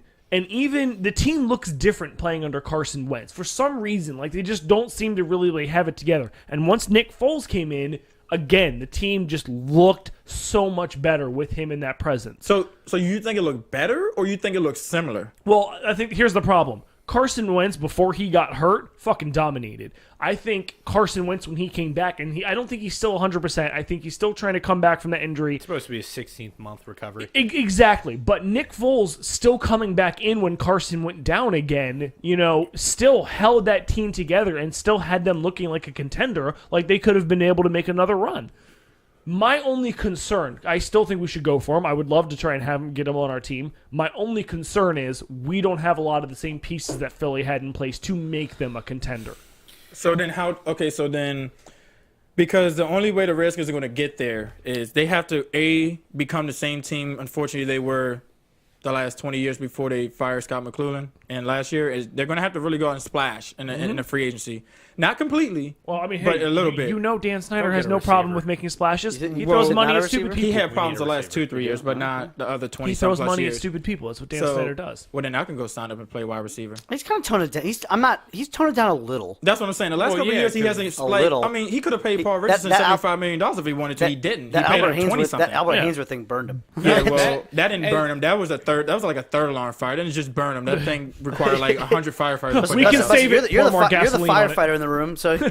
California's still looking over at that going, damn, that was bad. That was beyond bad. We have to find a different adjective for that or anything or verb or something. It's not that bad. We can save the house. Pour more gasoline on it. Yeah, just keep burning. Burn, baby, burn. But Snyder's just he just doesn't know what he's doing. And so I don't feel like that's so much on him as much as was on Vinny Serrato. Vinny Serrato is the worst executive I've ever seen in pro sports. I don't even know what he does before he got there, but he didn't do nothing with personnel. So who do you go get them? Because I'm gonna tell you this is who they have in free agency. I looked it up the other day. I do know they have one guy that was with Nick Foles, and that's Golden Tate. He's available free agency. If you have a chance to go get Golden Tate to put him with Nick Foles, if he did come here, would you do that? I wouldn't. I'm gonna say like my friend said today about something else we saw. He's wishy-washy. He's a wishy-washy player. He can do good for you in some aspects, but really did not do what really Philly was thinking he can come and do and put him over the top. I mean, they should have just gone and got Marvin Jones then. Well, if that's the case, they should have went and got Amari Cooper and then let him do whatever. Look at what he did for Dallas, but they wouldn't give him a first rounder. If you take away Amari Cooper's 3 touchdowns he had against the Redskins, he didn't have that much of a real big second half. A red zone threat. He would get the yards in between. Yeah. He gets the yak. He got more touches definitely when he went there. But if you look at outside of those 3, that one game against the Skins where they gave up Ovi doing Ovi things. I guess they went the Redskins. I mean, it wasn't as spectacular. Now I know that because I had Amari Cooper on my fantasy football team. We all make bad decisions. that was like an 8th round signing. So do you think? I mean, Amari Cooper had this little mediocre. Yeah. I guess we can call it because he produced for Dallas in the second half. Do you think they would still Big Dick Tom. regret giving up that first round pick to Oakland? That all depends on how Amari Cooper does from here on out, of course. Yeah. But will they regret giving up that first round pick? I say yeah, because you're getting a player who already played a couple years. He's already out of the draft, and you could have gone and got yourself a fresh receiver. Well, they made the playoffs though, so they're picking in the mid-20s. So it's not the worst investment I've ever seen. No, it is in my opinion. You know how many first round picks Oakland has? It doesn't even matter where they're picking at. Oh, the fact they took your pick is what matters. John Gruden's a monkey with a pick. typewriter right now. He's Who? John Gruden. He's throwing darts at the board. He's like, one of these are gonna hit. Wait, do you mean Jay or John? John. Okay, I just wanted to confirm. Jay Gruden Oh, has a come little on, more reason. Hopi. Ooh, lucky. See what I mean by being cute? Here we go. Here we go. Come on. Do something. But- do something. I don't think it's the worst thing. This is not a good top end receiver draft. So I understand getting what you need now if it's available, and I think they definitely could have got him cheaper. Right, and I don't think they should have gave up a first round pick. If I'm a GM, I'm not giving up a first round pick for that. That's my problem is you're in the process of making the playoffs, right? And they knew that when they beat the Redskins, but they have apparently got, I obviously got Amari Cooper before that. Yeah. You want to obviously get better, even if you're already better than the Redskins, who right at this moment you could say is probably the fourth best team in the NFC East. Not even probably, they are. Sure.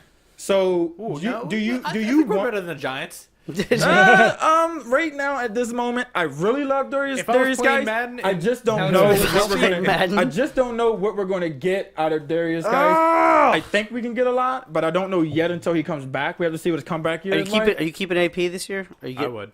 Dude, Why not? I'm sorry. Why not? He I don't was think our you offense. shouldn't. I think you should. I'm just asking in general because No. I'm just saying, agent, like, if there's anybody out there that's listening that thinks that we should not, please give us some good points of why we should not. I mean, he produced 1,000 yards on a 7-9 team, Dude, and he looked like the AP of old. when he ran past all those Philly let's defenders not- in that Monday night Yeah. game, That far. Tone that down. On yes. our team. I'm I with this side, not so much here. Definitely Bubble, here. bubble. He looked like the Clinton Portis of medium. Yes. yeah. Like that when he had that 90-yard run. Yes, that was nice. But He didn't have 100 yards that game. Yeah, That was a 94-yard yeah, run. Yeah, the afterburners definitely were. Because he had a lot of negative yards in that Yeah, game. yeah. That's the problem. Body He yards. got 90 or 94 yards. Well, That's some of touchdown. that's It was our like, and offensive you were going to line, lose too. about 5 yards every other carry. I mean, some of it is our offensive line not staying healthy at all. we That were- is my biggest gripe. We were on our with seventh Bruce guard. Allen. Yeah. Since then he's who do you- taken over, we come into the season with 7, 8 offensive linemen. In the last 3 years, they are dropping like flies. Oh, yeah. How do you not have a backup for every one of them? Well, here's Getting my stung thing. by bees. I don't know what the fuck our training staff is doing for the Redskins, but PC seriously. principal. But what I'm saying is, I don't understand what it is that we have so many injuries every year. Is it the training staff? Is it these guys just suck at working out? I don't know what it is. But why is everybody constantly getting hurt? So I want to tell you this. So I'm going to only speak on Darius Geis, and I'm sorry to say this, but the guy really didn't take Conditioning. the conditioning as serious. Okay. And the reason I say that is every time I looked at his Twitter, every time I saw something about him, It's some good stuff. the guy was use that playing one. video Dirty. games, Don't use that video cup. games, and video Cup is games. dirty. Don't use that And cup. as he kept playing video games, I'm like, when are you going to show us any videos of you working out? When are you going to show us any videos of anything else? I Yeah. get it. You show up to practice early. You're walking out with all the running backs. That is fine. Yeah. But I need you to get stronger. You are coming from the NCAA football where things were a lot easier. Everybody runs a 4-3 in the Right. NFL. And then when you Almost. come into the NFL, things get a lot harder. You cannot bring your same mentality you brought from LSU with this easier practicing crap because you're in school. I think they practice harder than the NFL. Did you hear Jonathan? Did you hear Daron Payne? He said Alabama's way harder than this. Yeah. He said That's what practice- everybody who comes from Bama says. I've But we got everybody on the team, so I mean, we have to believe that. It's pretty credible at this point. Okay, so let me ask you a question. Skins draft 15th. Who do you take? Okay, hold on. They drafted 15th, I think, 3 years in a row. I think it's like 14, I'm not 15th, entirely or sure. 16, 3 years. Progress. No, what do we always say about Bruce Allen? We're winning off the field. Yeah. Oh, We're winning off the field because, in his opinion, we're in the middle of the pack. We're winning off the field. Right, but so for somebody we're who's in the not middle of necessarily as shit. well, We're in the middle so of shit. for somebody And I'm like not me cleaning it. who's not necessarily well versed and who's coming out of the college and like who's like on the top of the draft projections and all that stuff, Good shot, we my draft 15th. What position do you take? What's best available, or do you take something your team needs? Okay, as of now, we've taken what's best available in the first 2 rounds of the last 2 years. We got to get off of that schneid because we've gotten was best available. We got Payne Allen. Okay, let's be honest. That Ioannidis was a steal. Okay, from a couple years ago. That was the and only Darius player Guy slipping to the left in that second round on the cheapest deal you're probably going to get, and a first round talent running back right now was a steal. You've done what you could drafting best available. Okay. He was best available in the second round, right? Okay. Payne was best available in the first round. Now we have to go with what do we need? What do we need right now? And I'm pretty sure everybody around this room would say we probably need we need everything. But what do you need right now? Probably an offensive lineman or quarterback. At that moment in time, that's about what we need. Because if we have offensive linemen, like he said, we got to get the training right. And then if we can get the training right, even Jerron Christian can stay healthy. He even got hurt, I think. Oh, yeah. Like, all of these people, if they can stay healthy, imagine what type of offensive line we can have for 16 games going into a playoff run, hopefully. And you get yourself a franchise quarterback, and you start building with receivers and free agency, and you get yourself something in the first and second round. Yeah. Right now is what you need, and we need a quarterback. We need a quarterback. Alex Smith, I love you, but you're done. You're done. No goose. You're done. Hey, I said Alex Smith. Maybe I should say it more often. Brett, the Trigger Man Conley. God rest your leg. Keelan Moxley, there you go. I hope you like. That leg was so gross. That leg was so gross. I did not see it happening for not. And this, not and the by goal, the but, way, like, to give an update, this goal was at the 5:02 mark. Yep. I remember watching the replay of it saying, I don't understand why it was that. Is that Burkowski that got it? No, I think it was. Oh, nice tip. Was it? No, because if Berkey gets it, I'm telling you. Berkey's just racking up the assists, it was making his trade value a little better. Tom, You heard his name in the trade rumors. hey, can you let's play? Matt, you have 4 plates under there, bro. Hey, man, are you trying to eat all the pizza? Hey, all you have to do is say, can I get a plate? He was asking for that. Can I get a plate, please? I got like 7 people talking in my ear, okay? And I'm not talking There's about only the people, 4 people in this room. I'm talking about my split into the mic. Well, talking about right, my and then if split you minus personalities. 1, it's 3. And I'm the only one that has the headset on that can hear all of you at once. Sorry. I'm talking about my split personalities that are here, okay? All right, calm down there, Split. I'll just sit there. Sit one there for Hey, you. if you want to throw that over there, you can grab some off that one. I would take the best player though on offense. So you're with kind of what I'm saying is. Yeah, I've taken the best player on the draft. Oh wait, board, no. but I said need, and you're saying best player, but I'd it's on the say same aspect. Available versus one. Okay. Hey, I'm saying the best player on your draft board on the offensive side of the ball. The defense works. I think Greg Minuski sucks. I think his defense, his playbook, his scheme, for what it's worth, I think it works. And it's the same thing the last 2.5 years, where he comes out, he's blitzing, he's firing on all cylinders. The defense is whole. Then week we 7, held Oakland less than 100 yards when we played them. We were killing people. And by the way, that was with Marshawn Lynch, And the then, beast. and then everybody started getting injured, and we started going down. No, not even that. He stopped calling. Gets burned one game. He gets butt fucked one game, and he's like, never again. I gotta be different. Yeah. He's And not the aggressiveness. Yeah. He thinks that if he loses one game from being aggressive, that it's going to tank the whole season. And he's got to pull back. You have to do what That's your what strength Swanger is. said about him. Yes. Our strength, they said actually we were one of the best teams on blitzing. Yeah. It was crazy to hear that with a 7-9 team, that you were one of the best statistic teams when it comes to bringing the house and getting to the quarterback. That lies with Payne, Allen, and Kerrigan. But the point I'm making is, there's no way in the heck that your defense is that bad that you fall back into the 30th or 20th slot in defense when you were statistically the best in blitzing the quarterback. The only way that is that's the defensive coordinator. Yes. The DJ Swearinger was right. Yeah, he called I it. was just about to ask what you thought about his comments. Well, how dare he be right? How dare he make a lot of sense? Well, the problem, Well, the problem at that point, calling it out in public. yeah, the problem at that point, and I'm not saying he's wrong because he definitely you could see You it. guys sound like my dad. No, really you do, because I know where you guys are gonna go with this, and I don't mean to cut you off, but That's fine. you're Go all ahead. for everything that Swearinger said. And again, we're all not saying that what he said was wrong. Yeah. It's not professional by Yeah, any means. yeah. Oh, yeah. Right, and it's the aspect as to when you said it. And The how- team or how is many 6 times- and 7, how many and they're times he said fighting, it. or even It's 6 when, and 8. it's and when, you're- how, and to who that you said it. and then Yeah. you wasn't here, so for you to get a little bit to know about me, I'm in school for communications and media, and the best thing about us in media is we always have a camera and a video recorder. We always hear what you're saying.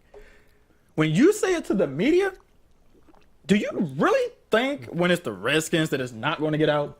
Other organizations it you may can not. fart in somebody's I think general I think direction as organizations- Redskins every player, and little it's going bit to of get covered. thing is going to get out. Yep, Because everything. that is how the media makes their profit. Money. That's how they make their being Instant known. That's how news. people get people to follow them on Twitter. It's Yep. all of it. You, as a professional football player, and I will agree with Jay Gruden on this. Some people say he should have been suspended. Well, if that's the case, suspend him the first time. But he didn't. He spoke to him. Because, see, Jay Gruden is a player's coach. And he wants you to Slap on the understand. Right. But here's my thing. He got way too many chances Yeah. to begin with Yeah. Yes. to keep opening his mouth. Jay Gruden was nice the first time. Said, "Hey, look, man, we really don't appreciate you coming out saying this." At the moment, I think one of the times he said it, they were like 6-3 or 6-4. No. They were actually in the playoff hunt. They were winning the division. He said and something about. came He out and said, said something. He said, "Well, see, I think he said it was. lost It's not Greg it- Minuski. No, but he said it's not the players clearly because we're practicing much. It's It's the the coach. coaches. Yeah. Yeah, And then he I'm came surprised. out- If you really thought he should have got technically let go right then. But- If you're going but to draw the again- hard line in the sand of saying you don't speak out against the team. Nah, because he was on a Pro Bowl season. True. That's when you're like, come on, man, just help me out a little bit. Don't say nothing like that. No, I have to agree with the business aspect that it's you. So you already have this negativity in the locker room, right? All this crap has happened. People have gone down like flies, like you said earlier. Do you want to continue to have that negativity for the last? Because even when they played Jacksonville, they had a chance. Darn it! Even when they played Tennessee Saturday, they had that chance. Ooh, Wow. That's was fake. that a You know fake what? slap or he whiffed that? And I feel like it was a that's fake. when he came out and said that, and they let him go. I think it was like a day before the last game of the season. You cannot continue. What did they say as coaches? You let us do as coaches. You do what you're supposed to do as players, and that's what DJ Swearinger did not do. They that's did not what let we them did. do what they're supposed to. That's I 100% agree with you. Yeah. But if I'm sitting there as a general manager or as an owner, if I'm invested, really, I'm sitting there and I'm looking, okay, who's more valuable to this organization right now? Because DJ Swearinger was a face for Yes. the defense. Yes. He was, Agreed. Agree. and he was somebody every player was happy with. And it's not like he was a cancer in the locker room. He was like, dude, I'm tired of fucking losing. Yeah. And why are we? Oh, is that high? No. It- No. That was So- He's a like, goal. why So- are we backing off what made us successful? And he's completely right. We played Blaine Gabbert. Mariota left the game. Yeah. A hobbled Mariota, and they get a healthy Blaine Gabbert who is less mobile than Mariota. So why do we not blitz anymore? Why do we sit back in coverage? Why do we rush 3 every play? Granted, our 3 is better than a lot that's going around the NFL right Yeah. now. In a nickel situation like that. But to rush 3 Gotta again, get one back. every professional quarterback who deserves to be on a roster, and for what it's worth, Blaine Gabbert does deserve to be on a roster. He's better. I think he's one of the. He cracks the top 32. I think there are teams starting quarterbacks worse than he is. Yep. He's gonna pick us apart, and that's what he did. He moved the chains. He beat us, and if I'm Swearinger, I am livid. I am irate. It's I don't like, think there's a player that wouldn't be livid. I'm not disagreeing with anything that he said into the aspect. I'm disagreeing, like he said, the time, when, and where he said it. If you disagree with something, go into Jay Gruden's office and talk to him about it. Go into Greg Minuski's office and talk to him about it. Because I can guarantee you one thing. They may be pissed off at you, but they will have respect for you at least coming to them manly and saying, Yeah. this is the problem I have. Can we at least switch? Can we talk about it? Can we have a meeting? Yeah. Instead, he took the meeting to the media. And that's where you have to take it and say, no, we can no longer have this. We can, and you say it's not a cancer. I disagree. It is a cancer in the locker room. Because he didn't just talk once. He talked 2 or 3 times. It is a cancer. It is. And they had That talked is- to him at least once already Right. saying, hey, let's keep this stuff in house. That's like my uncle saying. was going to be my biggest point is But nothing changed. But that's what I'm saying. When you as management, You're not wrong. I'm not saying it didn't change it. I'm not saying he wasn't right. But the way I look at it is, if my management at my work comes to me and says, "Hey, we're not happy with the way that you've done this. We don't want to see this again," and I do it 2 or 3 more times, You're fired. You're fired. I don't expect to still have a job. I expect them to go, "Hey, look, you might disagree with this, but we, as the people who are running this organization, have determined this is what we want, and you're not respecting that. You're out." Right. Are you one of the? Would you like to try something? Can I get a cup? No. Yeah. Sorry. Are you one of the best 40 people at your job in the world?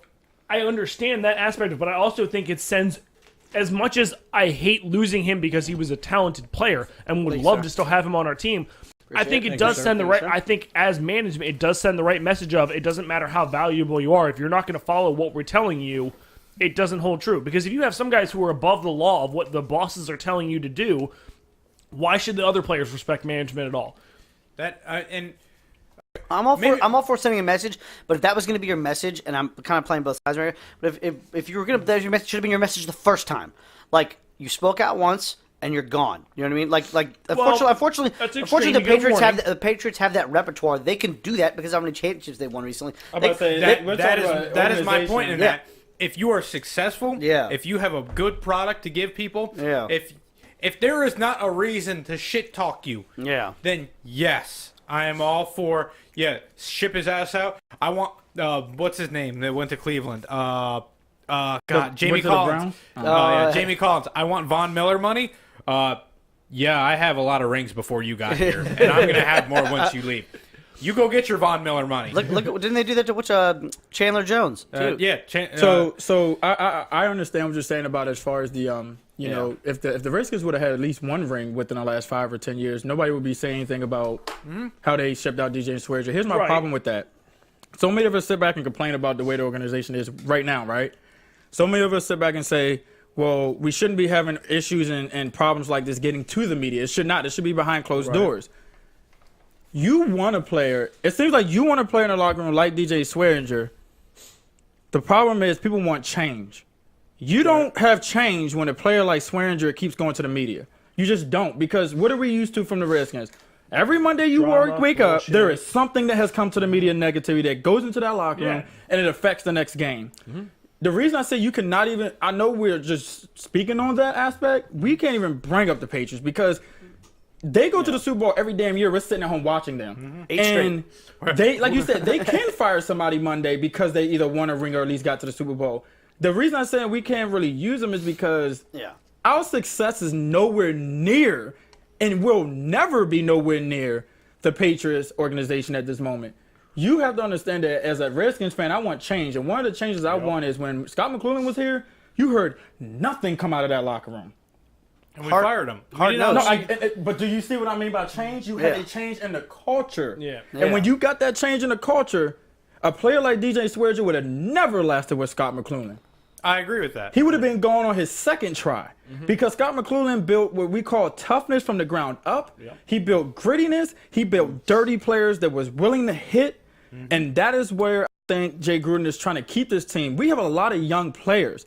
And we don't want somebody like Swearinger who's been in the league 8 years or more to change the way these young players are. We want them to stay. I respect the coaches. I respect this. I respect that. Let's keep it in the locker room. So I'll drop this on you real quick. I don't mean to interrupt you. You can keep going. So he also has been on, what is it, 5 different teams, 5 or 6 teams in the 5 years. And Arizona twice, which he's back with. Yeah, he's been in the league, what, 5 years? He's been on 4 different teams, maybe? Maybe. So he didn't catch on with Arizona and Houston. Yeah. I'm not saying, I'm just saying, though, does that speak, though, on the fact that he can't stay with the team, maybe because of something like this? It does. Any player who can't stay with the team for his full contract at least once, it speaks. I agree with you. I'm all with. Sorry, my ribs are hurting. You're right. Yeah. That was a good crunch. Those boards did move, and when it moves, so does your ribs. Yeah. So I'm all with you on that. No, I'm just asking. I'm not accusing. I'm just asking the question to you all. I think what you're looking for is a yes or no. Does it really? Does it really set precedent as to what type of player he or she is? I mean, I loved him. When I first heard it, every time I was about to ask for his jersey. Every time he opened his mouth, I was like, "Oh God." You just ruined what you were on the field. I mean, I still don't dislike But this is the thing, and this is where I agree with Mikey. He was not wrong in anything he I think said. we all It's would not- say it's he not was even- never it's wrong. not even that. That he's It's- wrong, yeah. It's how he went about it. Even when we fired McLuhan, even when That was we shitty. You just said it just like the people on the radio say. It's McLuhan, not McLuhan. I thought it was I'm not a good I'm not a good Googleizer. even when we fired him, we didn't just fire him. You know, we waited for him to get his draft board ready. We waited for him to get ready for the draft and everything. And He's got a drinking problem. This looks real good, Right. man. You did a good job. There's a lot of your scouts have done a good job too. By the way, you're fired. Thank you for your draft board. Tell everyone to get out. Not only that, and like he's not even home for like 3 days. He's like, yeah, this motherfucker's an alcoholic. You be drinking it in the office and shit. I think that came out sooner than 3 days, really. I think that came out the day he was fired. How many honestly, say club officials do you think drink in their office? Probably. I guarantee you all of them. Shitload of Okay, them. first of all, let's be honest. If you're working for the Redskins, you drink every day.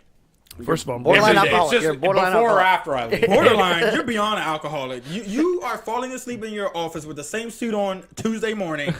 Like, I'm at work. You never clocked Damn, out. Tuesday morning, the Ed. game Tuesday ends. morning? You just shut the door to your office, take the top off the bottle, and No, don't it's put mine- it back this is on. mine. Exactly. You're like, wait, it's Monday? Yeah, right. Oh, crap, it's Tuesday. I still have the same suit on. Like you Yeah. point out, this is mine now, Pippin. I got this. This is Daddy's got this now. Oh, okay. Daddy's got this. Yeah, I mean, we just and you're spot on with the Scott McLuhan firing. But if Yeah. you listen to, like you said, Yeah. them coming out saying he was a drinker is exactly what we're trying to change in the culture. Those type of things not coming out and keeping it behind closed doors.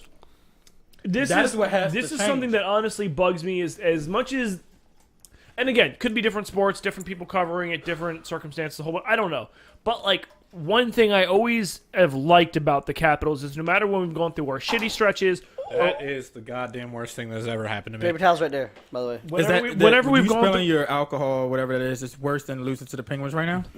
well, you know Ooh, what, you guy called you out, bro. I'm gonna say yeah. This was nice. This was nice booze. when the Caps have shit going on, you like don't get me wrong. You hear about like players playing like shit. You might hear like some small things going on, but you don't hear about controversy or people saying things in the locker room. Oh, when or, Adam like, Oates was here, there was disorder. They were right, But right. how often? But that was even what when 2 Dale- years out of how many of the last years that we've had going And we've on. been in the With playoffs how many consecutive with years? the Redskins, it is literally every 10 minutes there's a new article of there's dissension in the locker room. By the way, I'll Coaches said search this. Google right now, see if there's anything new on the Redskins. Also, I love the. Since every 10 I love minutes. when love when like legit like Adam Schefter and like other guys use. We have an unnamed source. Like, get the fuck out of here. You know it's Doug Williams. First of all, it's a name source for you, but you don't want the Redskins fans to know the name source. Yeah. But like you said, get out of here. We know the name source. We all know. We know all the name sources. I felt so bad for Doug Williams. I felt so bad. That firing at the end of this season. What? You know, like the two marketing executives. Oh, yeah. Oh yeah. That's supposed to make me feel better. Yeah, That's no, the fuck great off. change this Oh, organization no, did. because that was the don't problem. forget about this. Brian Lafemina, as they say, was the best and one of the most looked upon NFL people who can run an organization and change your market. And he got fired in 8 months. Because we charged $90 for parking. I know. We probably charged him too. Yeah. He didn't have a parking I'm telling space. And he didn't park DC, close. DC is He fucking. took the shuttle. DC is fucking Snyder. I want a stadium inside DC. Change the name. Landover it is, guys. We're staying here for another 20 years. It's funny though. I feel bad though. He didn't build that stadium either.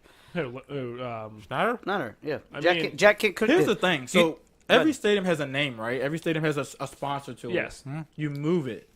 I want to get rid of FedEx because it's just the negativity behind it. What would you name it? Amazon. You know what? Amazon Field? Like, They ain't buying here. I mean, they make more money than FedEx probably. Amazon, you fucking know they do. Right. Waste management right now is what I'd call Waste it. management. Was it owned by the mob? Was it owned by the mob? Is it, Hey, I mean, if you've seen the way they play, it's some shit. All right? Hey, Verizon USPS, would 'cause like I'm to have still a name. waiting They just for it. gave up theirs. there you go. There you go. Did you hear that, Ed? What'd you He said say? USPS because I'm still waiting for it. That's good. That's good. That's a good I'm one. going to get that soundbite later. USPS, because I'm still waiting. We can even call it shutdown field. I mean, Wait, hell. what was it? Have you ever seen like the thing with the multiple different package things of like what they tell you? Yes, it was, like, that shit was it like- hilarious. It was like FedEx. It'll be here tomorrow. USPS. You send a package. Amazon. We're in your home. We're here waiting for you. And literally, Dan Snyder's in your home because he's in your pockets. If Dan Snyder gets in my home, I swear to God, I'm gonna kick the shit out of him. No, he's dead. 5:30. Dan Snyder? I'm claiming that he broke in and he had a gun. Look. Here's all I'm saying. I want Dan Snyder to sit down with Ted Leonsis, and Ted Leonsis to go, Dan, I get it. You want a championship. I wanted Here are the one so bad, Here too. are the things that Can't I make did. eye contact with him though. Yeah, this is how you got to sit. Hey, Dan. Yeah.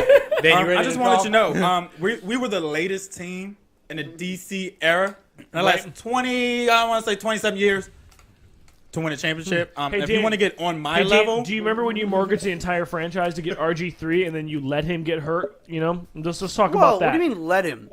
I don't mind. No. Fuck that. Because you know damn well Mike Shanahan. That Haloti and- Nada and- destroyed that man's knee? Yes, I do You know fucking that. know. What is a Right. You know what is damn a 360-pound Samoan guy doing 15 yards down the field? No, you know damn to well. hit RG3. You know damn well Awkward, Mike never mind. Shanahan and This fucking is the Dan biggest Snyder. landmine anyone. You know, Jesus Christ. You know Sorry, damn guys, I well got a Mike 10 feet Shanahan cord. and, I know what they and say fucking about black Dan guys. Snyder were What the sitting there fuck, going, man? "Oh, Jesus. he wants to get back out there in the field. Go ahead, let him. You didn't Go have to ahead. pr- you didn't have to prove it He's to our me, all right? franchise. Let him do what he Sorry. wants to do. If I'm Mike Shanahan, if I'm Dan Snyder, if I am that doctor, I'm going, sit your fucking ass down, RG3. You're not going back in this Whoa, Well, game. they said well, James Andrews cleared him to play. They said that. James Andrews is walking out of like the tunnel eating a hot dog. The medical tent's like 50 feet the other way. He looks up at the camera like, what?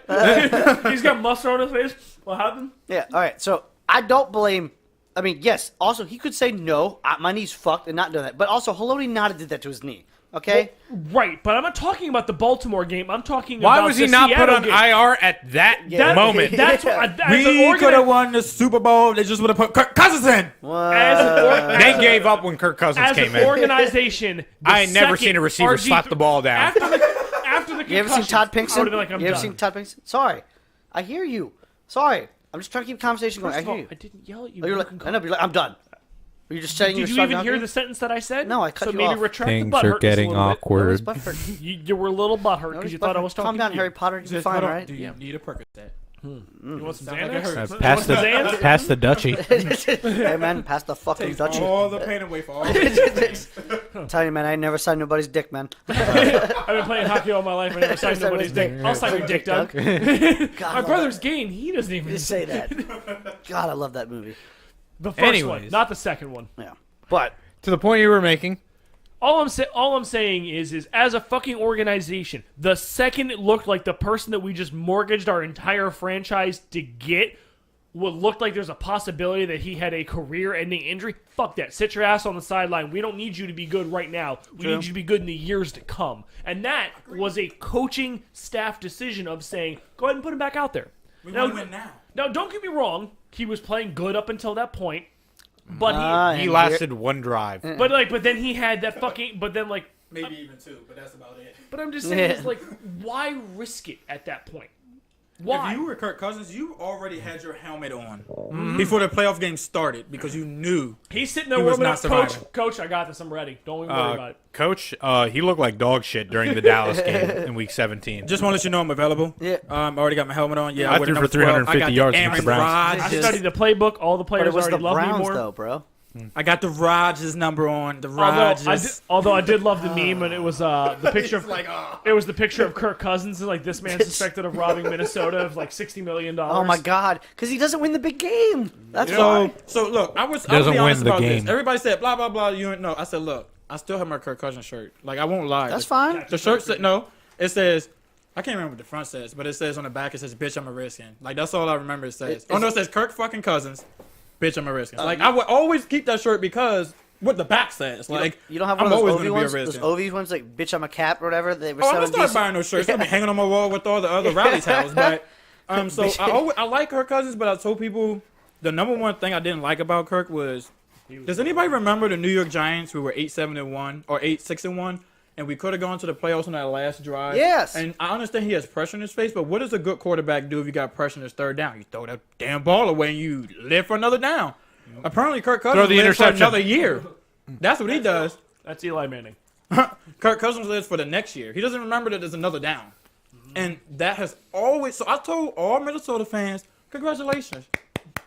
You just gave your entire organization's money to a player who will probably only get you to the playoffs, but never to a Super Bowl, because you play great teams when you get into the playoffs, and he does not succeed under pressure situations. No, he doesn't.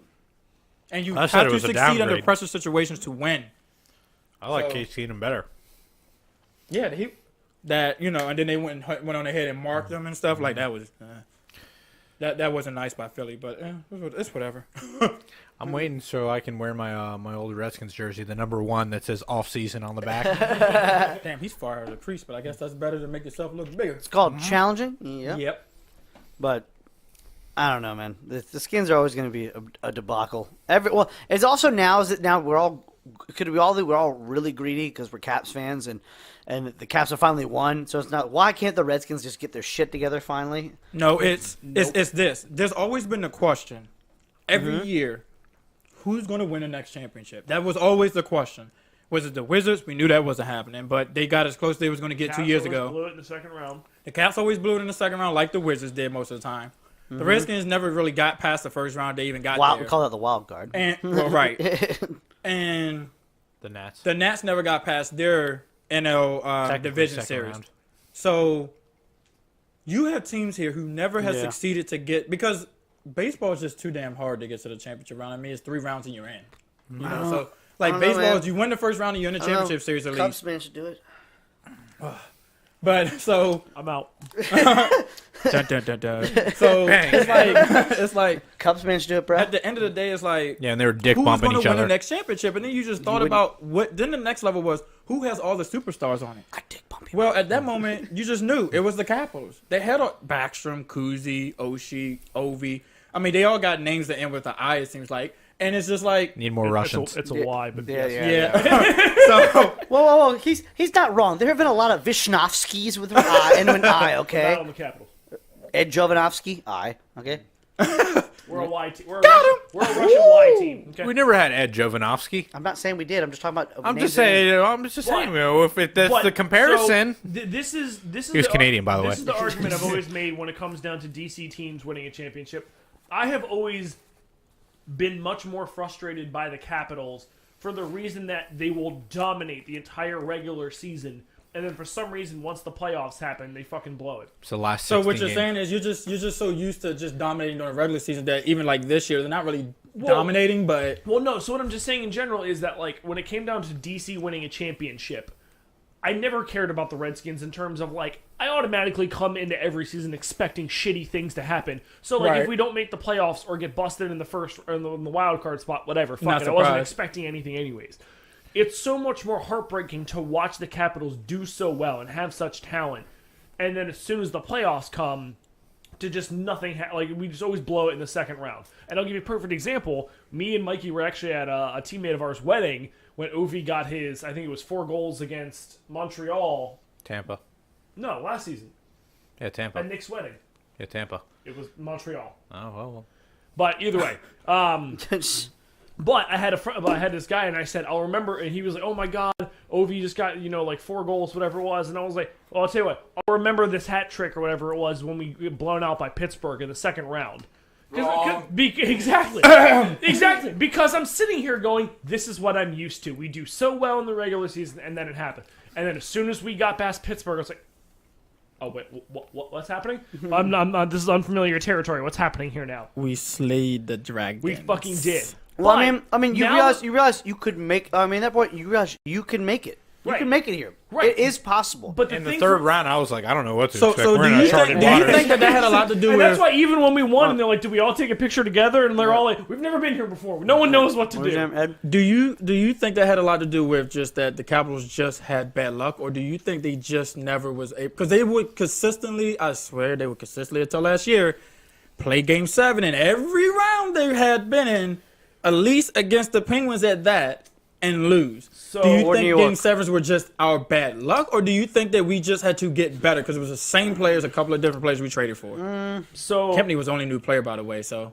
Jews. no, we had a couple new players. GSP, Jews. DSP was already with the team before last year, as far as I'm concerned. No, He But wasn't? Jews was a call. no. DSP was his last year was first year. Yeah. Really? Yeah. He was on a I could have sworn I heard DSP's names way before even that No, year. DSP, Jews, not Yaskin. Who was the other? Yarabek. We also got at the trade deadline too. Yeah, He he's played- not he even- played a I couple miss games. Jason.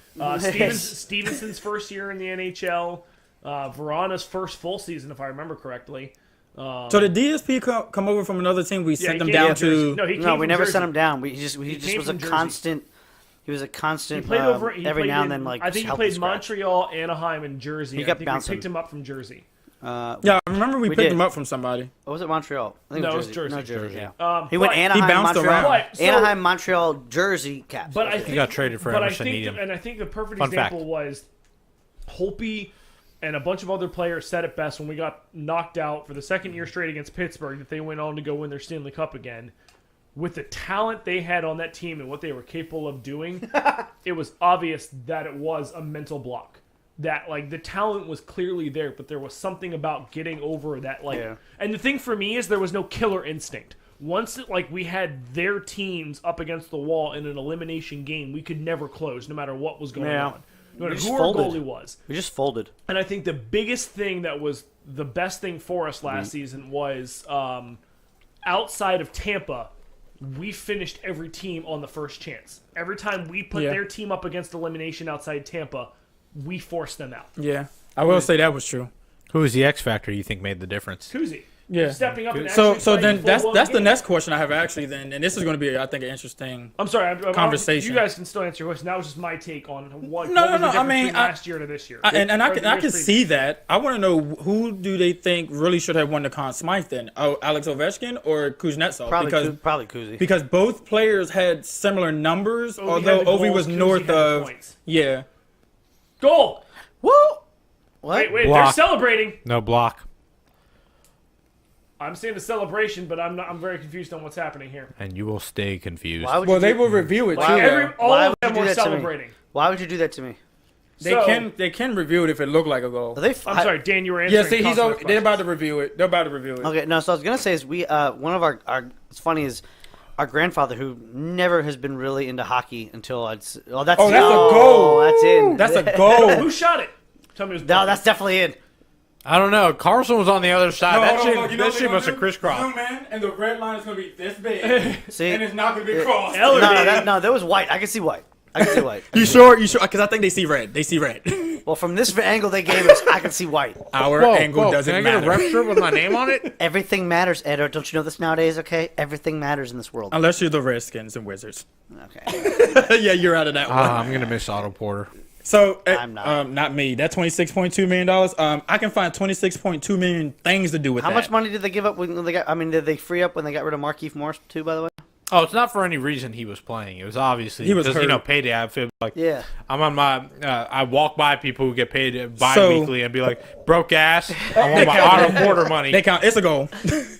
Anyways, 3-2 at the. Well, we got about 37 seconds left in the second period. So the question again was, who was the MVP Okay. So this for was the Washington Capitals? our grandfather, he's been a hockey fan for probably the last maybe. You better say old as dirt. No, I was gonna say 10 years. He did not grow up being a Caps fan, or he's from Pennsylvania and didn't even start watching it really until about maybe I'd say 6 to 10 years ago. When we started playing again on Thank you. on There ice. you go.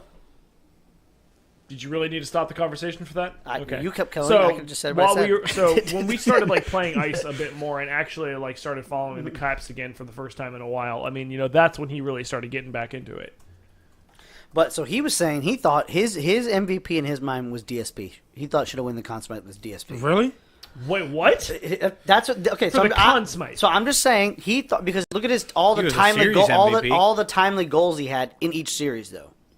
He scored every third goal in that. Okay, last so series. hold on. If we want to go In the all the way last back to the series. Columbus I'm just series, saying, I don't even think. I know. This I is don't just- even think yeah. DSP really got that goal. I think it trickled in from Yeah, I'm just saying this Wait, is a which man. one? What is the stat? all the way sheet back say? to the Columbus. Okay, All the way back to the Columbus series where the goal we look scored it that up. turned the series around. That was Eller's goal. That- It went off Eller's skate. It did. Right, so yeah. so he's saying timely. I'm like, that's a timely goal, but it wasn't DSP. And then if you look at the second round, I don't think didn't DSP do even anything scored in the against second Pittsburgh. round. He didn't do Third anything round, against I don't Pittsburgh. even think he scored. He did against Tampa. I think he got like one goal. Okay, so he excelled He had really two during. against Tampa, I think. He had 2 against Tampa. So he excelled in the Yeah. Eastern Conference Finals and then in the finals, but he Yeah. did not excel in the first. Your MVP has to excel throughout. okay. I just said this was my No, grandfather. I'm just saying. I mean, that's I'm just what your saying. grandfather and, said. And All right, listen, motherfucker. So Dan, But I am on that. Kuzi should have won it. They gave it to Ovi to give It's him Ovi. to give him the Conn Smythe because he won it, and he did perform his ass off. well, I was gonna say that's what it was. I But- think it was only because honestly, Ovechkin finally got the cup. Yeah. well, He did score his goals. He did get his points. He Right. did do what he was supposed to as a captain. I feel like I take up a lot of time when I talk. Mikey, would you agree with that? But I think Kuznetsov really should have gotten it. I'm wearing an Ovi jersey, but I True. think Kuznetsov really True. pushed that team forward. Yes, I agree with you. I have no problem with DSP trying to get I it. know when but we were I just watching, think you that were he saying- I excelled just, at the wrong for an time. 80-year-old Kuzi man to even offensively think of that, should have though, got it. I feel Right. like an He 80-year-old knows guy. about other Series players, which is wise, obvious, I too. mean, So he knows it's like- some was of the them, MVP. but like of for the- him I'm sure he to- knows the Kuzi and fourth round. Ovi. Let's be He real. knows He scored all every of them. third goal Like, of every for game. him Of to- the finals. For him to at least point out that, though. But I thought, Right. like, okay, That I'll is- give difference If you're looking at the time from, watching like, it, all the probably years past games he to saw now was probably when DSP scored. is DSP Barry from- me Trotz. just forgetting this out. I Barry swear to Trotz God, or it was somebody like 3 on the years. fucking coaching Was, Nah, he- or no, he's only been something one- he's the clicked. one.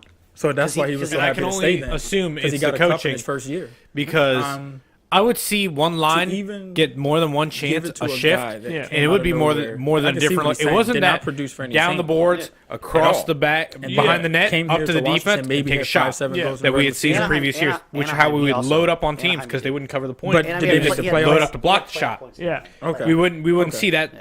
play. We would see every time. I mean, I can logically see why he said it. something was different. Yeah. Our forwards were shooting, Yeah. and it's not you know Also, traffic previ- in front. We had a lot Yeah. of traffic in front. Well, yeah, but that's a staple of Barry Trotz. But like we would do that play where we skated in the right side or left side, whatever play goes behind the net. Yep. It goes pass, point, shoot. Yeah. That was our bread and butter the last Load it. Take on 3 years. exactly what you just said. Kuzi to Wilson. Wilson went out front. Kuzi back. No, I think it was Kuzi to Ovechkin. And then Wilson came by, got the puck, gave it to Kuzi. Kuzi then shot it back out to Wilson. Wilson then shot the puck. That's the type of play you're talking about. Whatever it is, where the outside shoots. That was what we saw when Barry first got here the first 2 or 3 years. But last year, we were spreading them out. We were hitting them wide with these cross passes that Pittsburgh was killing us with, and we were shooting from the inside. We were shooting from the outside. It was an unpredictable offense. So I have to say, I mean, Conn Smythe, I would give it to Kuzi just off points. I mean, Yeah. Ovechkin is the spiritual lightning rod Yeah. leader of this team. He had more goals, so I understand the argument for him. He's also Ovechkin. He's a big dick swinging every playoffs.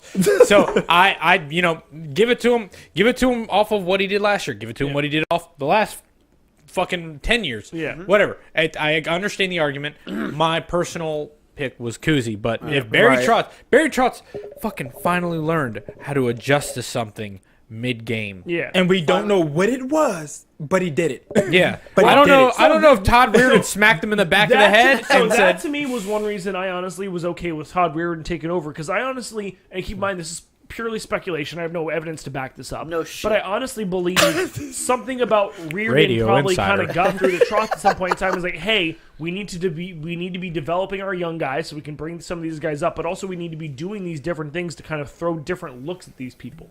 So I agree with you. In terms of Kuzi had the most points. Kuzi was the most offensively dynamic person in the playoffs for me. He was driving plays. He was carrying the puck, passing, making everything happen. My only argument for Ovi getting it, besides the fact that it's Ovi and you want to give him the Conn Smythe, because let's be honest, he's fucking Right, deserved it that's for what we're everything all- he's I think done we all throughout agree all on the that, too. years. He back-checked the living shit out of more times than I've ever seen in his entire career. Not only playing defensively, throwing hits, skating hard and everything, blocking shots, but also, in fairness, You're good. No, I'm talking to Mikey. In fairness, okay. if Ovi doesn't score those goals, Kuzi doesn't get Three those of us points. all live within a block. So you know what I mean? So Sorry, those passes Kuzi's sending him don't count for anything if Ovi doesn't bury the puck in the end of it. I mean, like, you need those goals to be able to win. Yes, Kuzi set those things up, but you need somebody like Ovi to finish to be able to put the puck in the back of the net. And I agree with that. To get the puck to him, Kuznetsov was there. Yeah, True. And that's exactly why I think a lot of people thought that Kuznetsov, and he finished second behind him. But if they get there again this year and Kuznetsov takes off, I think Kuznetsov gets it this year. It had to go to Ovi no matter what he did. Malkin got it 1 year, right? Well, out of those. That's what I was about to bring up. Is I actually really liked that Crosby's first cup, Malkin actually Malkin got. did so much though that one. But that's what I'm saying. And to me, Malkin was the better player. Yeah, but to me, you couldn't argue that because Crosby didn't have the points Malkin did though. But see, what bothered me That's what makes it arguable is the about Ovi. 2016 Stanley Cup. To me, Murray should have won the Conn Smythe for that, not Not Crosby. an actual like forward or center. It should have been the goalie. Because to be honest with you, he did stand on his head a lot. Because to me, Murray had the advantage because he was a rookie goaltender coming in, and there wasn't a whole lot of book on him for coaches to be able to scout him. Job. And he lit it up. No one was expecting him to. When Fleury went out during the Columbus series, you know, I'm sitting there going, "Fuck yeah, let's play against Murray in the second round." And then I'm you're okay like, "Oh with shit." oh wait, fuck, he's good. Shit. Murray has the worst hands of any goalie in the NHL. Oh yeah, he's just like Fleury. He does. High glove. Well, not even to say Murray. Murray is super aggressive, and that's what the Caps. Not Murray. Sorry, Fleury. I thought you said Fleury, but yes, Murray. His glove. They learned it. Like that's where every shot was going. No. I'm gonna tell you what they really learned about Fleury. Drop some knowledge on me, bro. Space him out because he challenges far. Exactly. Yeah. If you That's get Fleury, Marc-Andre yes, but- Fleury to yes. go to one side, the other side is wide open. Look at Eller's goal. Look at goal number. Kempney. The one Kempney did. Yes. Well, that's what I'm saying. Look Look at Eller's goal in game Ovechkin 2. when the puck was scrambling. When you get Marc-Andre Fleury going from one side to the next, or you have him scrambling for his net, in our playoff series, during the regular season, he looks great. But playoff series, Well, everything's heightened. he looked like he was confused because when he would go to one side, because Kempney got the we puck kept in. him moving. Yeah, and that's what I'm saying. If you get Marc-Andre Fleury moving, and like you said, they finally figured him out. If you get him moving, that's when you can score on him. If you don't get Fleury moving and you give him these easy pucks that are shot to, because for some reason he can catch a puck that's in front of three players. The two goals. I mean, it's the just, two goals. sometimes it's Mikey. You would attest. It's just guessing. Oh yeah. Sometimes it's a game of geometry. If I see the puck, you just the stick puck coming off your stick, and then three people cross in front of me, I'm gonna hold my glove up where it was gonna go.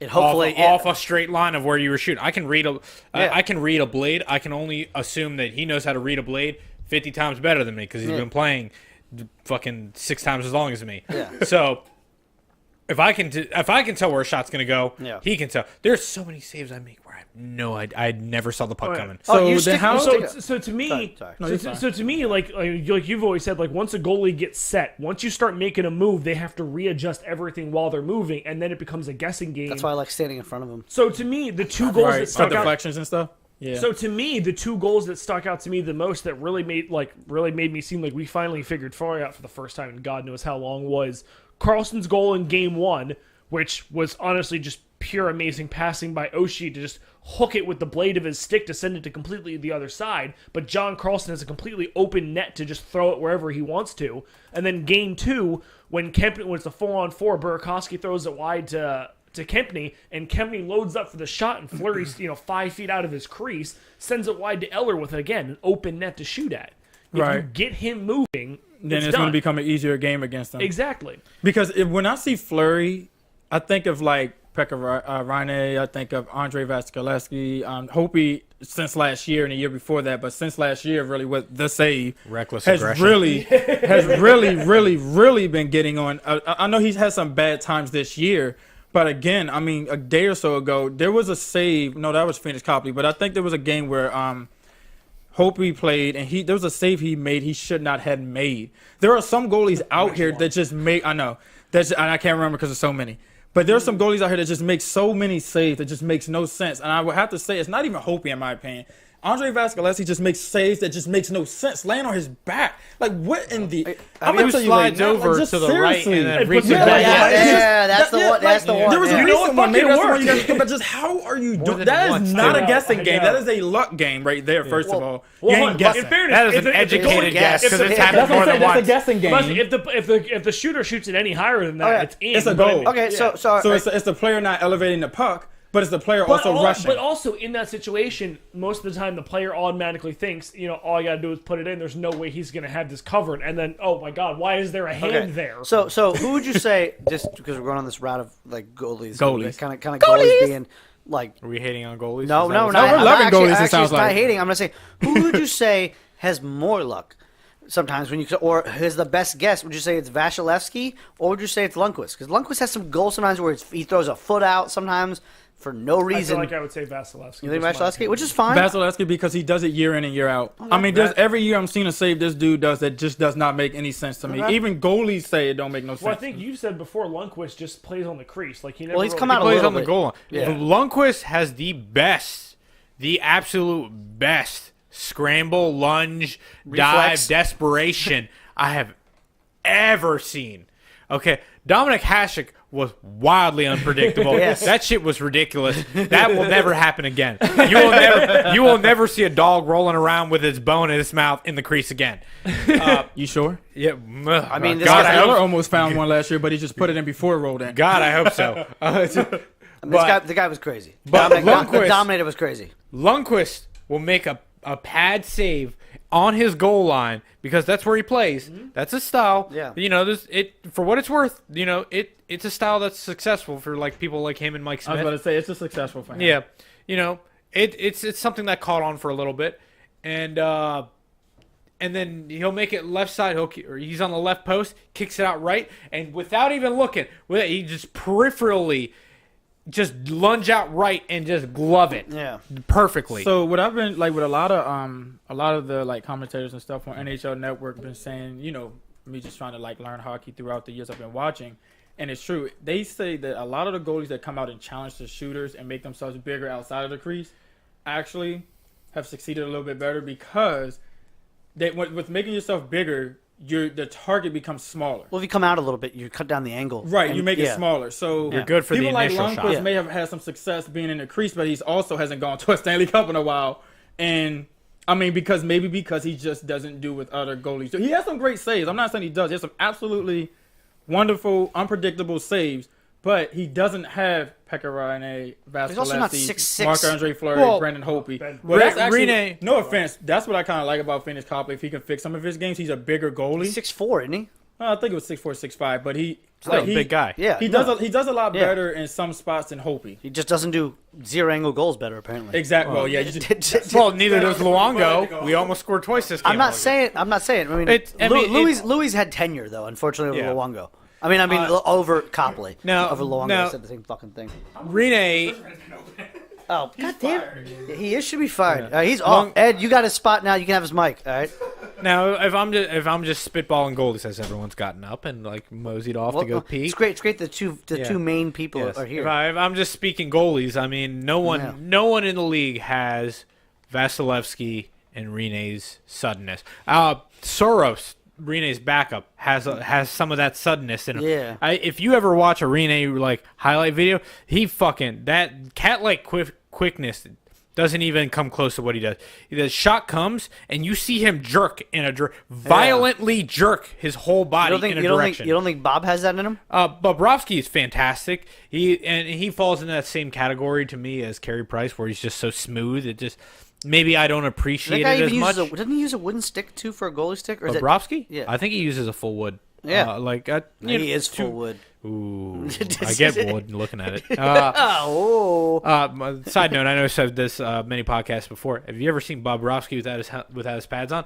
Big fucking head. But Wait, on his shoulders or otherwhere? yes. But maybe I'm just like looking at him like Carey Price, and I'm not a big Carey Price guy, but I can respect what Carey Price does. Carey Price is the best goalie in the world.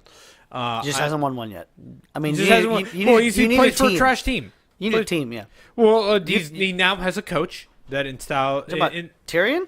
Tyrian's been gone. That's what I thought. He's got Claude Julian. Oh, yeah. Claude Julian knows how to coach some defense. He also knows how to look like Hank Hill. Oh, no. Was it not Hank Hill, the other guy? Bobby? No, not Bobby. Bill Dotry. Yeah. But I think Carey Price is best in the world. Okay. I no longer have an argument to dispute it. Okay. Vasilevsky, close behind him. Okay, Rene, close behind him. But those two guys have a suddenness in how they play, an aggression in how they play.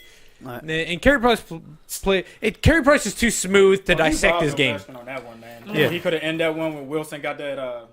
When a player claps after you saved his goal, there's. I want to. All right, I have two questions I want to ask because intermission is going to wind down soon, and I want to make sure I get these out before. These are the times that we spent a whole period. We spent a whole period talking about the caps. I mean, the skins, which I meant for an intermission, but we just kind of went on it and it was really. I don't have. What is it? Is it Basil Hayden's? I wish Basil Hayden would sponsor this place. Jim Beam. By the way, we were also sponsored by Guinness here. And apparently the Caps unofficially Open Gate Brewery in Baltimore. Hydrate. throw all your fake sponsorships. No, so a couple. Hashtag give me money. I had a couple questions. So, all of us here obviously know Burakovsky's the one that's being shopped. Who would you like to see him traded for? All right, if you add a magic wand to wave, who we could get? Obviously, you can't say Brian Boyle anymore because he's gone. He's been traded. I was about to say that's the one. I don't think I really want Brian Boyle. I don't know. They wanted him for the face-off. I think more of like a face-off. We are the worst team in the NHL. So they wanted to really get a player so they could start winning the face-off, have more offensive right, zone but past time the face-off, you still have to be able to do other shit. And to be honest with you, I don't think he would be that big of a difference maker. That's true, but you also can't do shit when you don't have face-off wins. Well, I mean, you're chasing the puck. Yeah, that's not I mean, an unfair they said that argument. the whole time. But you know, as last year, Matt, like. Not that Beagle wasn't on the ice that much. He just won that many faceoffs. So imagine. I think they said over 52, 53% of Beagle the was time usually Beagle one of was the top winning. guys. He in was. the He league. was. And But Beagle was winning close to 60, So and he you brought say our Matt- average up. You say wave the magic wand. that- Honestly, if we can wave the magic wand and get rid of the cap space, I would want Beagle back. That would never happen, but you said wave the magic wand. No, I did say wave the magic So wand. I would I'm be not like, gonna hey, lie, Beagle, you want to come back? You want to win another cup?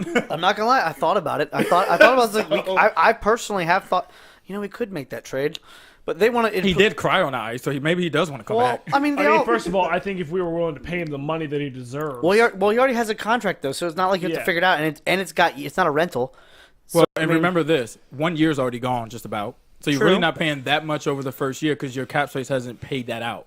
True. So you're really only paying for the next 3 years. Okay, and I figure out next one. Mikey, who do you think? You got anything?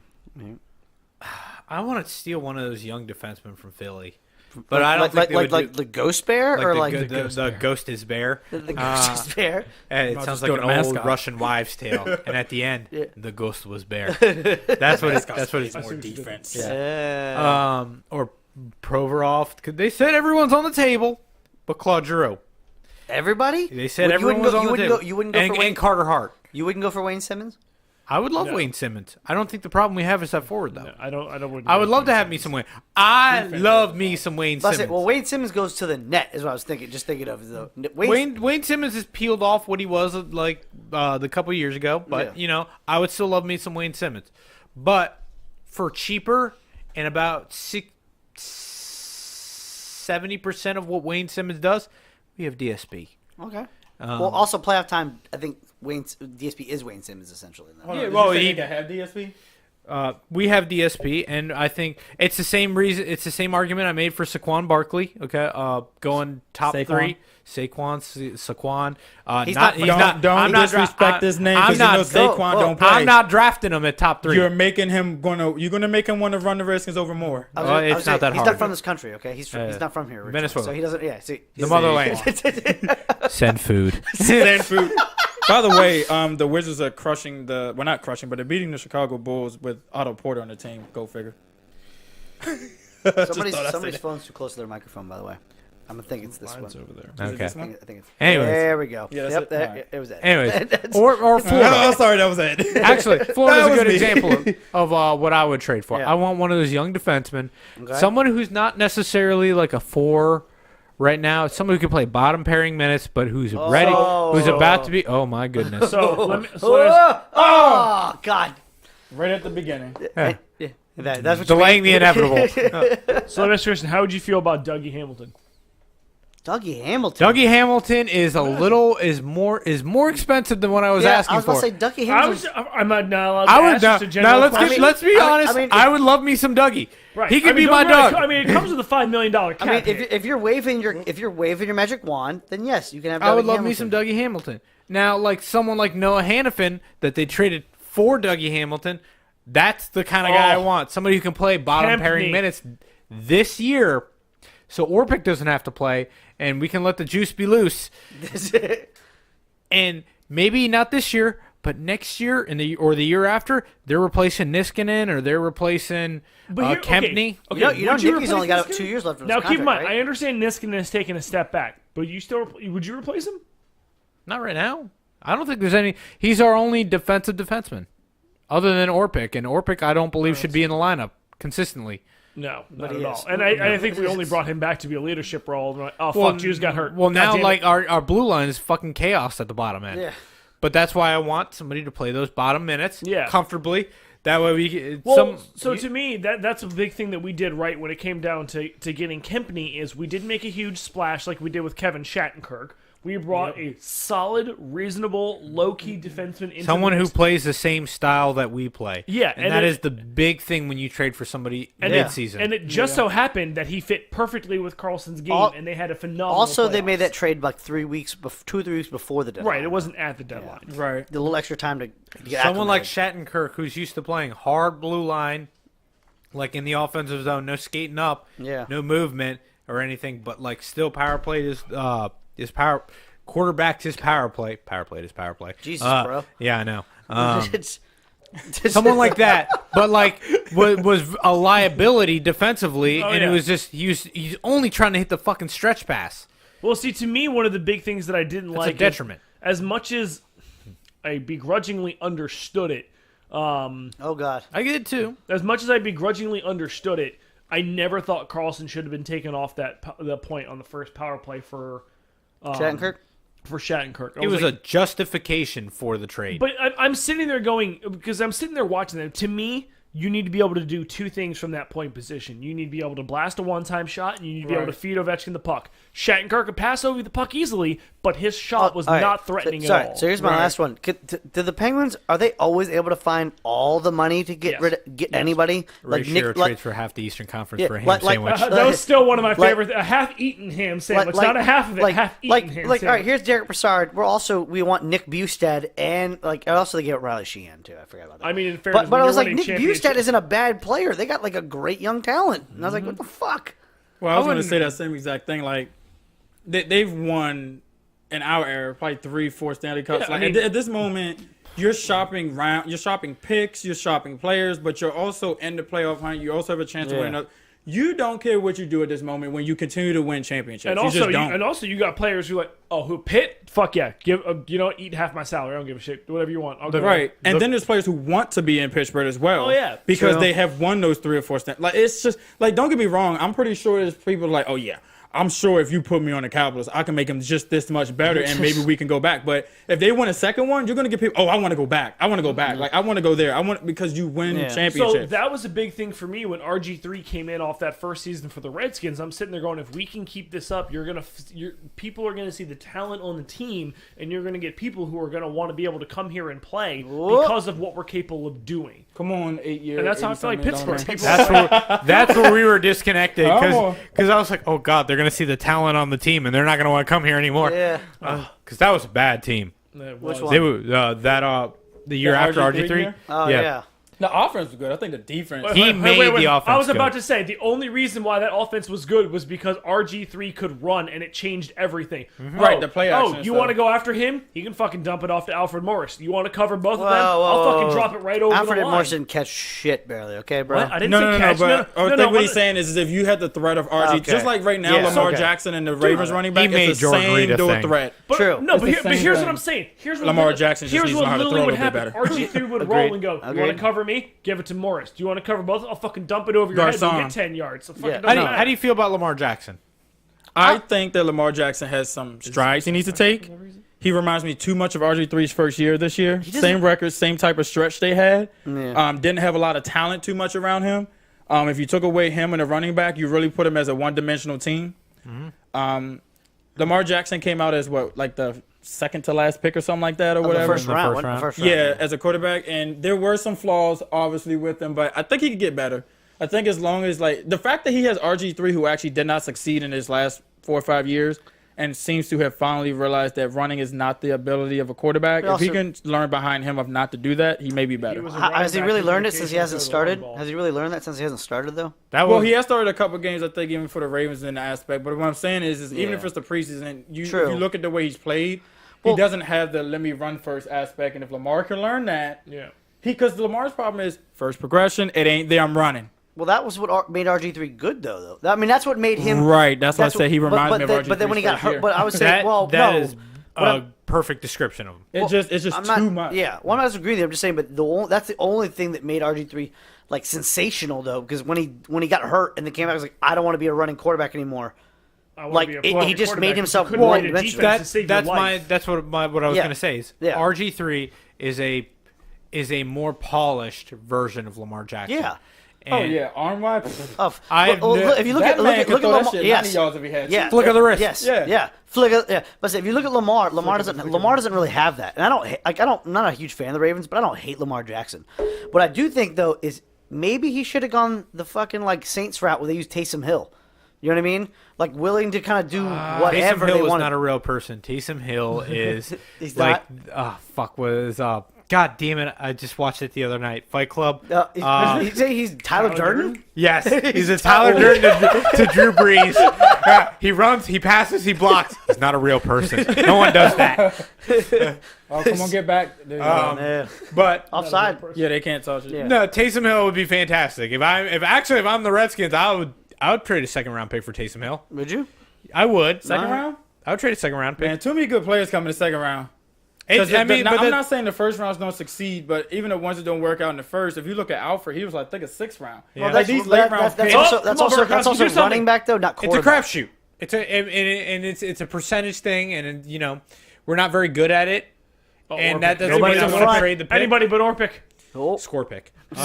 You know what? I'm sorry. He did win game 2 for us. What I'm saying is Taysom. I watch a lot of college football. Well, I used to watch a lot. You watch a lot of Auburn college football. I used to watch a lot of college football. Okay. A violent amount. An aggressive amount. What is a violent amount? Hey, it's me kicking shit over in my basement. Like, I spearheaded that Cam Newton for a Heisman thing in halfway through the first game of the season. I flipped a fucking chair over. I was like, this motherfucker's an animal. By the way, speaking of violent, did you guys see on Twitter? Apparently, there was a guy who was he was not a Patriots fan. He was a Rams fan that day, of course. And he demolished his TV.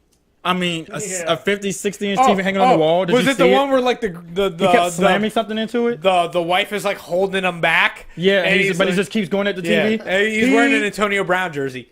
Yeah, it was about this size, maybe a little bit bigger, but he crushes the TV. And my comment to it was, Wado. Now you're going to have to spend twice as much money to go get a new TV that your wife probably watches more than you. Spill it on the ground, didn't you? No. Oh, you looked and now you're going to have to justify and replace that $600. Yeah. See, I've watched a lot of Caps. It is not worth $600. I've watched a lot of Redskins football and a lot of Caps hockey TV. Look, this TV is still standing. I was about to say, and it's still there. Let me say right now, I've been disappointed for 30 years of my life. Okay, and it's only because I can't remember when the Redskins last won a Super Bowl. Oh, I thought you said Caps. You didn't start watching the Caps until you were like 15. I don't want to hear it, but go ahead. I'm listening. Finish your story. Yeah, sure, because that's the actual facts. But okay, whatever. No, I have never gotten to a point where I've destroyed my personal property because I'm not burning my jerseys, okay? Like, I mean, like, don't get me wrong. I've paced rooms. I've taped sticks. Right. I've, like, wanted to punch walls and things Maybe like that. Maybe broke a cup or two, but not... Never that far, because, again, I still got to pay for it. But I'm just saying... Well, not if you have a lot of cups. You have that many less cups you can't break one or two? But I punched a hole in the drywall before. See, now that's going to cost you more than 2 cups. No, I'll be honest. Not when you learn how to do it yourself. Well, that's true. I'm a tradesman, okay? I'll be honest with you, and I've always said this. I lived with him for, like 3 or 4 years, and I always say... Is it 3 or 4? I can never remember. I'm like trying to like trace it back. I feel like it was. I was at coal fire I for feel 4. like you moved in like 2012. I want to say it was 3 because I was at coal fire for 4. Also, Everybody's watching that one. Don't fuck my mic up. Connolly. Fuck your mic up. You hit the table. You move my mic. Don't fuck with me, man. The only the person I remember, I don't know if you guys remember that little We're still down by one goal. Connolly, he scored that goal in Game 3. Keelan Moxley, or Game 4. Yes. Every time Connolly The scores, I remember her. 6th goal, yes. Yeah, because she was just like, like her face was the face of a 30-year-old that looked like you finally did it. Wait. Burakovsky's going to get another. Oh, never mind. They touched it. Never mind. Burakovsky's about to get another. Are they going to try to go goalie interference? That man tried to score on his own net.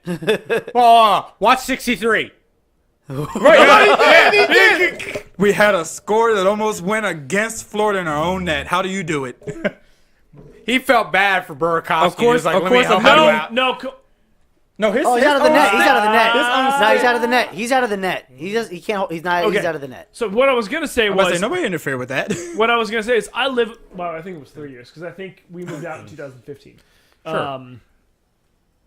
Whatever. Moving on. Yeah. I honestly was a little worried that if we ever won the Stanley Cup, because knowing Mikey like I did, and I was like, his emotions could range from anywhere as low key as literally just going, "Oh, that was cool," and then like putting his phone down and like going in the other room, to as full blown energetic as like destroying anything within like a 30-foot radius. That was cool. You thought would have been his response that we want to stand. That was cool. Wait, no. But I want you to understand is like that was my spectrum. Like that was like it could be any. It could be any. Because I mean I've seen like things happen that Mikey just has like no reaction to at all. So I was like, for all I know, he could just be like, "All right, that was pretty cool," and then just go about his business like nothing happened, or he's gonna rage out this motherfucker. And then next thing you know, as soon as we won, I'm turning around. I got tears in my eyes. I'm like, oh my God. I called you. I can't believe it. And I swear to God, I look at Mikey, and he is crying like a little baby. Like a little baby back bitch. He is blubbering. And I'm baby just back, saying, baby back, baby back. But I say this. Hey, everybody. All right, who did? All right, I would have done it if I was down there. I'd been balling. I think you were down there, Ed, weren't you? You were down For there in Game the crowd. 5? No, in Game 5, you were in the No, crowd. I wasn't. I was down there for Game 2. I was peeing in water bottles. I'm saying this. When people ask me what game I was down there for, I would always tell them I was down there for the save. Oh, because it was Game 2. But I want you to understand this. I only tell this story. I have another friend of mine who does another podcast, and he was down there. That's why I got. Oh, okay. But I only say that because when I tell that story, like I never imagined in a million years that Mikey would just do nothing but absolutely cry. I didn't know what was gonna happen. The second Ovi lifted the cup, I was like, "Oh Lord, that's my baby!" But do you want to know? Oh, hold on. So in the midst of all, Lord, here we go, 2-on-1. In the midst of all the joy, do you want to know? Do you want to know who was really pissed off that night? My fiance. Why? When Dan decides to show up at like 12:30 at night because he's coming back from Justin's, like, we need to have a beer together. He stops by. And she like, we're out there for like 15 minutes, and keep in mind, we're trying to be quiet. Me and Dan are not the quietest of people. Shockingly, I'm actually trying to whisper. And like, she literally comes out after like 15 minutes, and she goes, "I am so happy they won. I have to leave for work in like 5 hours. You gotta go." Matt, I don't give 8. Fallon, Go. if you're listening, I love you. I literally was like, fuck you. You already have a championship this year. Fuck you. You are a Philly I'm fan? Celebrating this. My brother was in D.C. and I asked him to go. Dude, this is what I got more shit about. I got more shit. I went home from Justin's. I called you. You're like, I'm home. I then left my house and drove. It was like not even a half mile up the road. I literally said to Fallon, I was like, not even a quarter I said mile. It bothered. I was like, I really wanted Dan to be here for this. I wanted to be able to celebrate winning. I would have loved it, but like I was just like it wasn't possible with my son. Dude, you got a kid. It makes sense. And so like I thought of you though, so I called you. Oh yeah. But I was like, oh god, whoa, definitely thinking of you. Well, so my moment, I actually was like half crying, half not crying. I don't know if that makes any sense because I was like, well, why would you give that back? You're on the line. Go. I was like, oh, that was a nice little juicy rebound if somebody was there. You know what? Fucking Luongo's fucking looking like he's like flailing a bit. Well, you know they call him a knuckle dragger, right? I thought you said something else. Wow. Nutcracker? Yeah, I thought you said nut drag. I'm like, what?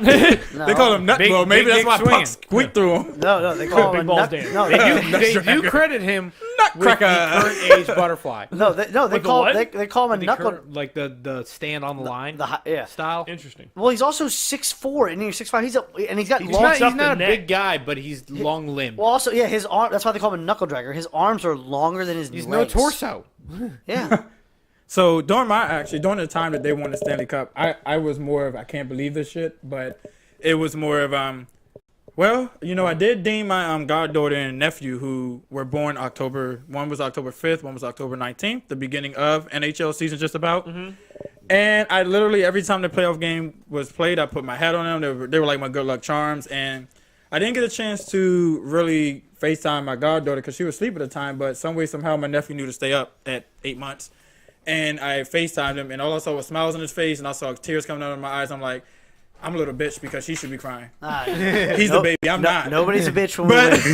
No. Nobody's a bitch when we win. Look, when your team wins a championship, You can be the bitch. all emotions are thrown out the Yeah. window. You feel what you feel. Hey, I bet you I'll cry at the next one. If we win, if we win another one, I'll Okay, cry at the next that one. has been a question of mine. Will the next one even be as emotional as the so first? it will not be as emotional. It won't Will be you as cry or will you just be like, that's another one? So this Another one. No, no. So this was the thing for me. It pissed me off a little bit that my fiance, she earned her Eagles Super Bowl because she's been a fan for years, right? Mm-hmm. But she didn't earn the Caps one. It just pissed me off a little bit that she got like 2 years of disappointment before she got a Stanley Yeah, Cup. she didn't get the 14, 15, I'm 20 years of sorry. disappointment we got. Irks me. But she got 2 championships within months of each other. No, it was when I see. I've been a big Caps fan for years. Why'd you put an S there? It's Well, been only technically, 2 she is not years. wrong. She was a fan of them for at least 2 years before they won the cup. So that's Third- more than one. That is I've been- years. That is a I've been multiple going years. to Sean's But- season but- tickets but I can- but since I they can wore the understand- black jerseys. Yeah, I was gonna since say, they I can- lost the last one. I was going to say, I can understand where he's coming from. Since When you think 98. of Right. years, No, you no, think no, of 15, no, 10, but so 9.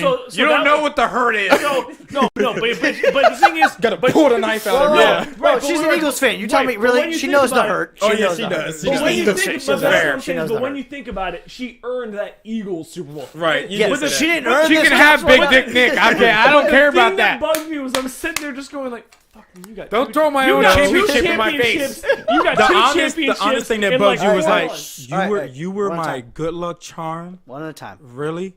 Really? Fallon just texted me by the way and said, "Get my name out your mouth."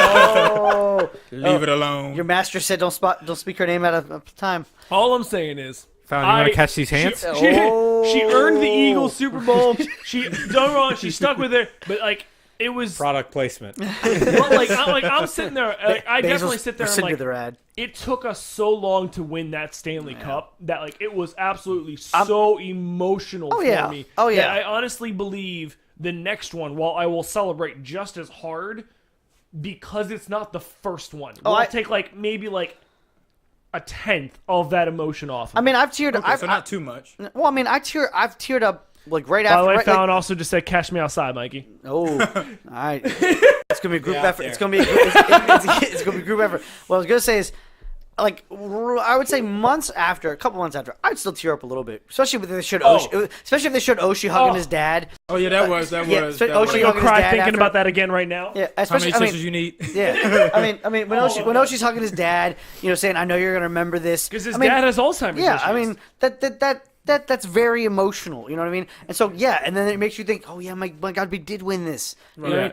And then so I would never take away that she hasn't suffered, because if you're an Eagles fan, you suffered especially 4 years. Well, in a that's what row I'm saying is of she at least making it to the understands conference. the suffering Yes. that we had I as understand. captain. Because she No. went through with the No. No, God damn it, because they weren't good. They I weren't even- good. I even They think- weren't on the cusp for so long. They were bad.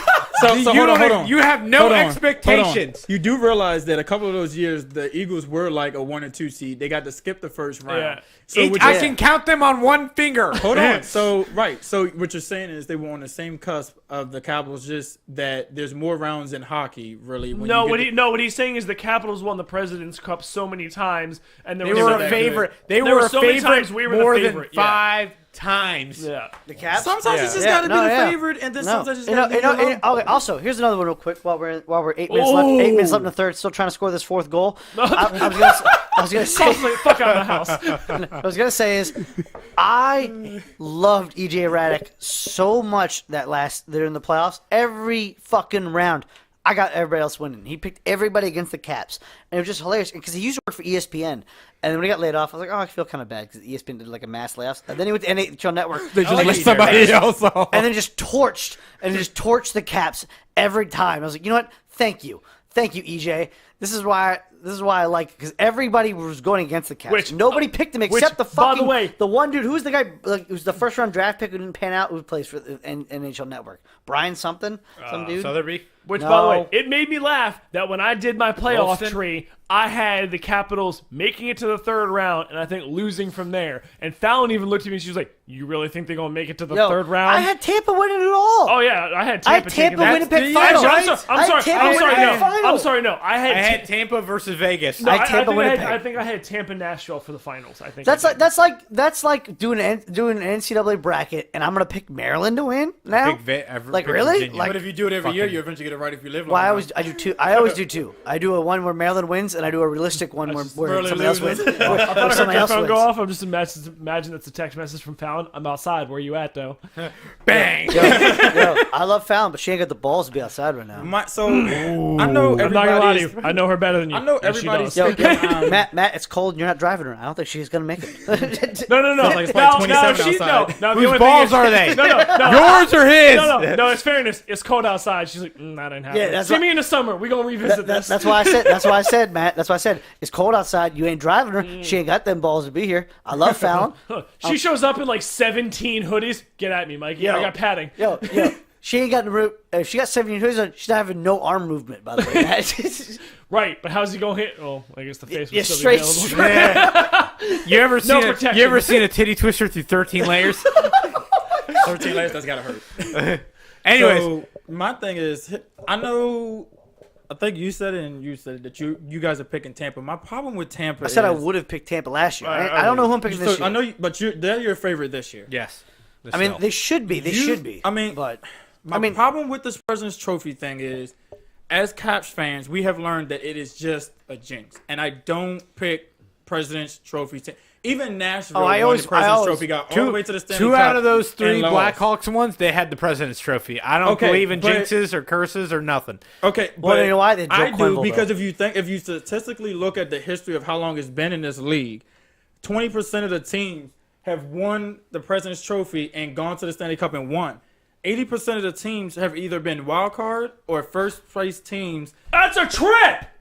Sorry, I yelled at him. No, you're fine. You're fine. Those other teams. Yeah.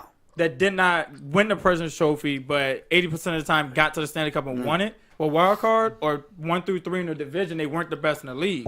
I think the thing is, you have too much pressure on you when you are the President's Trophy. Well, too many people expect. I mean, just like that's what I said. As Catch fans, we know that too much pressure sometimes is not good. And Tampa Bay fans will tell you, they may disagree with you now that it's a new season. Nice. But what has happened? I saw that. What has happened every year, either if it's Tampa Bay or Nashville, that's won the President's Trophy. Yeah. You got to get in, you got to win it. When you get in as a wild card, which is why I said I don't care if we even fall all the way to the wild card, just get in. If you win a division, fine. If you're a second place team, fine. But just get in. Just get in my opinion, only because as long as you get in, as I said at the beginning, you're dangerous. You've been there. You've earned your place there, but you got to show up and do something else. I just can't stick with Tampa because Tampa also hasn't had injuries like other teams. They've gotten too healthy throughout the season. I agree with you to a certain point, and the way I'm going to say I don't agree with you, Ed, is the fact that like when the Caps did it, though, the Caps unfortunately were like so far ahead. I think that they just when we've won the President's Trophy, yes, we've demolished. They just laid off the gas at that point. Like the one they won, the first one they won with Boudreaux, and even the first one they won with Barry. What was like they were 125 points or something? They were like easily 10 games ahead of everybody. We coasted in the playoffs. Yeah, you see a lot of glides. Didn't we win it back-to-back years though one time? We won it like 3 years in a row. Trotz, 2 years of Trotz. And but I'm talking about the one we won. I know with Boudreaux, and then like the second one, kind of we didn't struggle. The second one with Barry, we still still had it, but we didn't have it by like 20 games though. Yeah. But like the first one we had with Barry, when he was like, "I'm defensive," and But we we won were it by also like 20 games. But we were also Yeah. scoring like 5 or 6 goals a No, game. but I'm saying though is, but because Barry's defensive system opened up the offense, though, Right. That game, we won that one by like 10 games easy. Yeah. we won it by 20 points. Yeah. You know, and so what I'm saying is, then I can understand, yes, going in when you're that far ahead as a Caps fan, and we let off the gas, and that happened.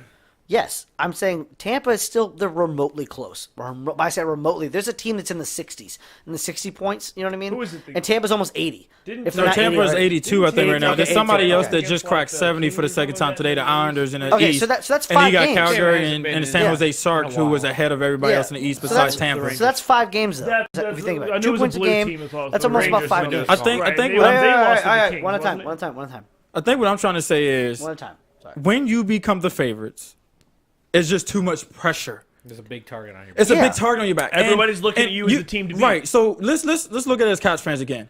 We won the Stanley Cup last year. We crushed Boston.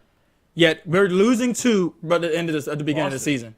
Boston at the beginning of the season. Okay. I think But I'm that's just the saying we playoffs. won the Stanley Cup and yeah, we crushed yeah. Boston at the beginning. We looked like we didn't even stop playing. We Right. looked still Right. in the cup. And then- game. But, then we- but then hit- throughout the season, we we hit a started wall. losing to teams that we had no business losing to because what? We are the Stanley Cup champs, and they love playing those teams.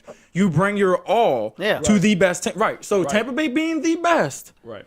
Everybody is going to bring their all, and we've seen that as Caps fans. And last year, we just True. remotely won the division because and the reason I say remotely because it came down to the last few games. We did not just skirt in like you said, 7 games ahead. We won it with like 3 games left, I think. 3 games left, which is probably the best way for us to win it anyway. Huh? And sorry. so what I'm saying is it's just Tampa Bay being so far ahead of everybody in the East, number 1 by like 12 Yeah. points, and then almost 12 or 13 ahead by everybody in the West. It's just to this point you're like, okay, nobody's catching Tampa unless they go on some weird losing streak like the Caps, and everybody just starts winning.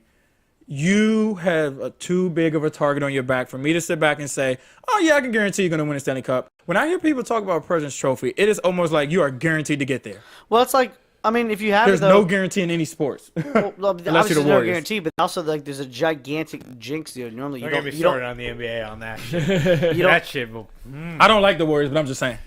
It is a guarantee, and that's what I know, and that's why makes me so I said angry. that. Unless you're the Warriors. Well, it's also the fucking team, the super teams they make in the NBA now. Well, though. the Lakers are next. They're starting to Super try to make team. that super Alright, team, and alright, that's what's happening. And if my friend Elwin was here, he would be on me because I'm not a Wizards fan. I will talk about the Wizards because they're local. Well, Nashville loves them. And I will say I was a Bullets fan. Oh yeah. So Back in so Chris I Webber, was a George Marathon. before they changed the logo.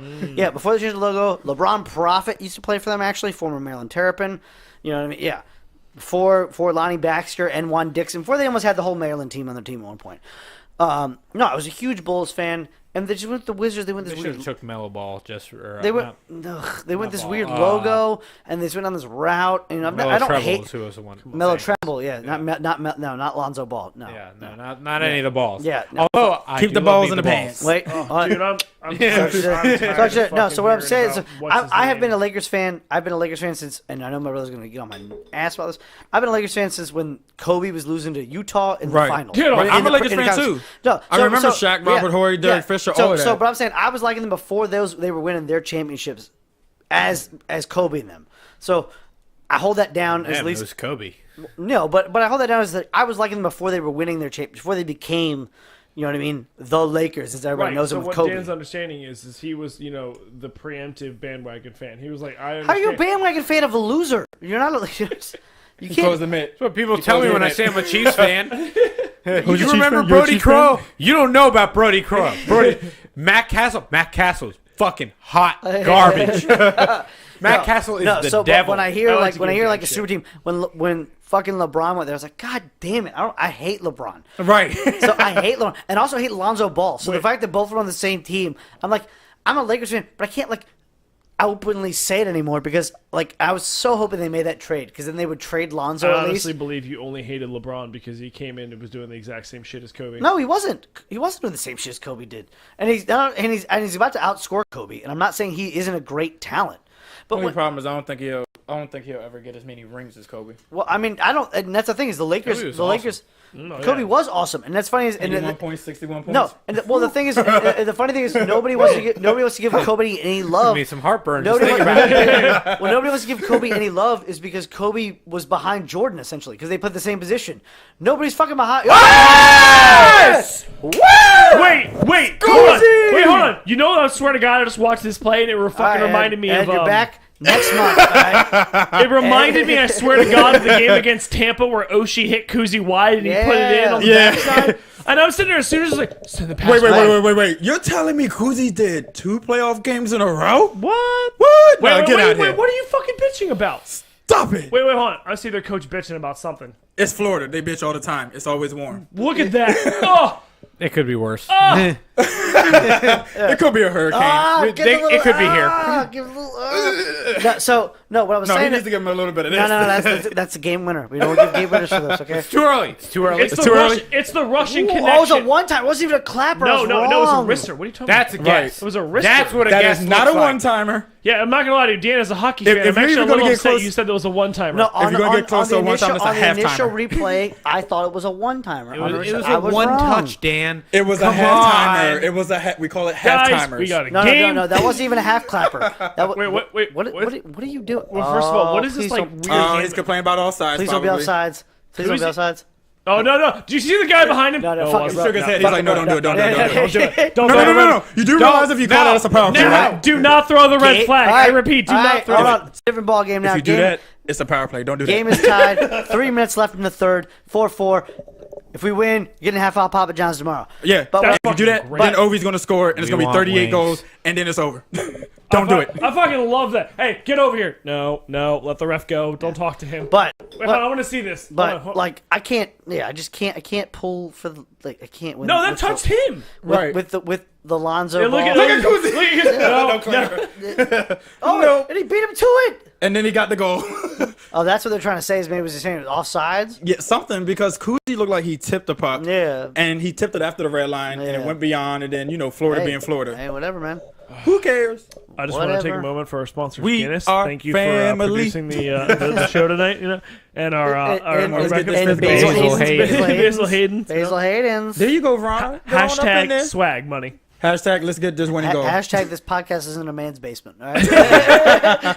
It is man. Hashtag Man. we traded for Barracosta. Have you seen they made that little Asian doll? It said GameStop. It was like, You gotta man. be Asian. He's like, wait. You see the eyes on that thing? All right. All right. Wow, super racist. No. He's like, okay, guys, look. I'm trying my best. All right. Well, my last podcast I had a friend of mine who I've worked with for years. Well, you gotta be a friend. Because I no Oh, he didn't even touch that. He didn't even touch that. Woo! That's why. I just want to let everybody know hey, look, this is what you look for the champions. You get away with stuff.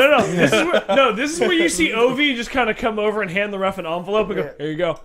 No. Hey, you remember those $20 past years? cash. Hey, you want to get paid? This one Putin. No, No. he did a Donald Trump. No, Hey, but hush money. I have a friend of Hashtag mine. hush money. My lawyer is going to give you the money, okay?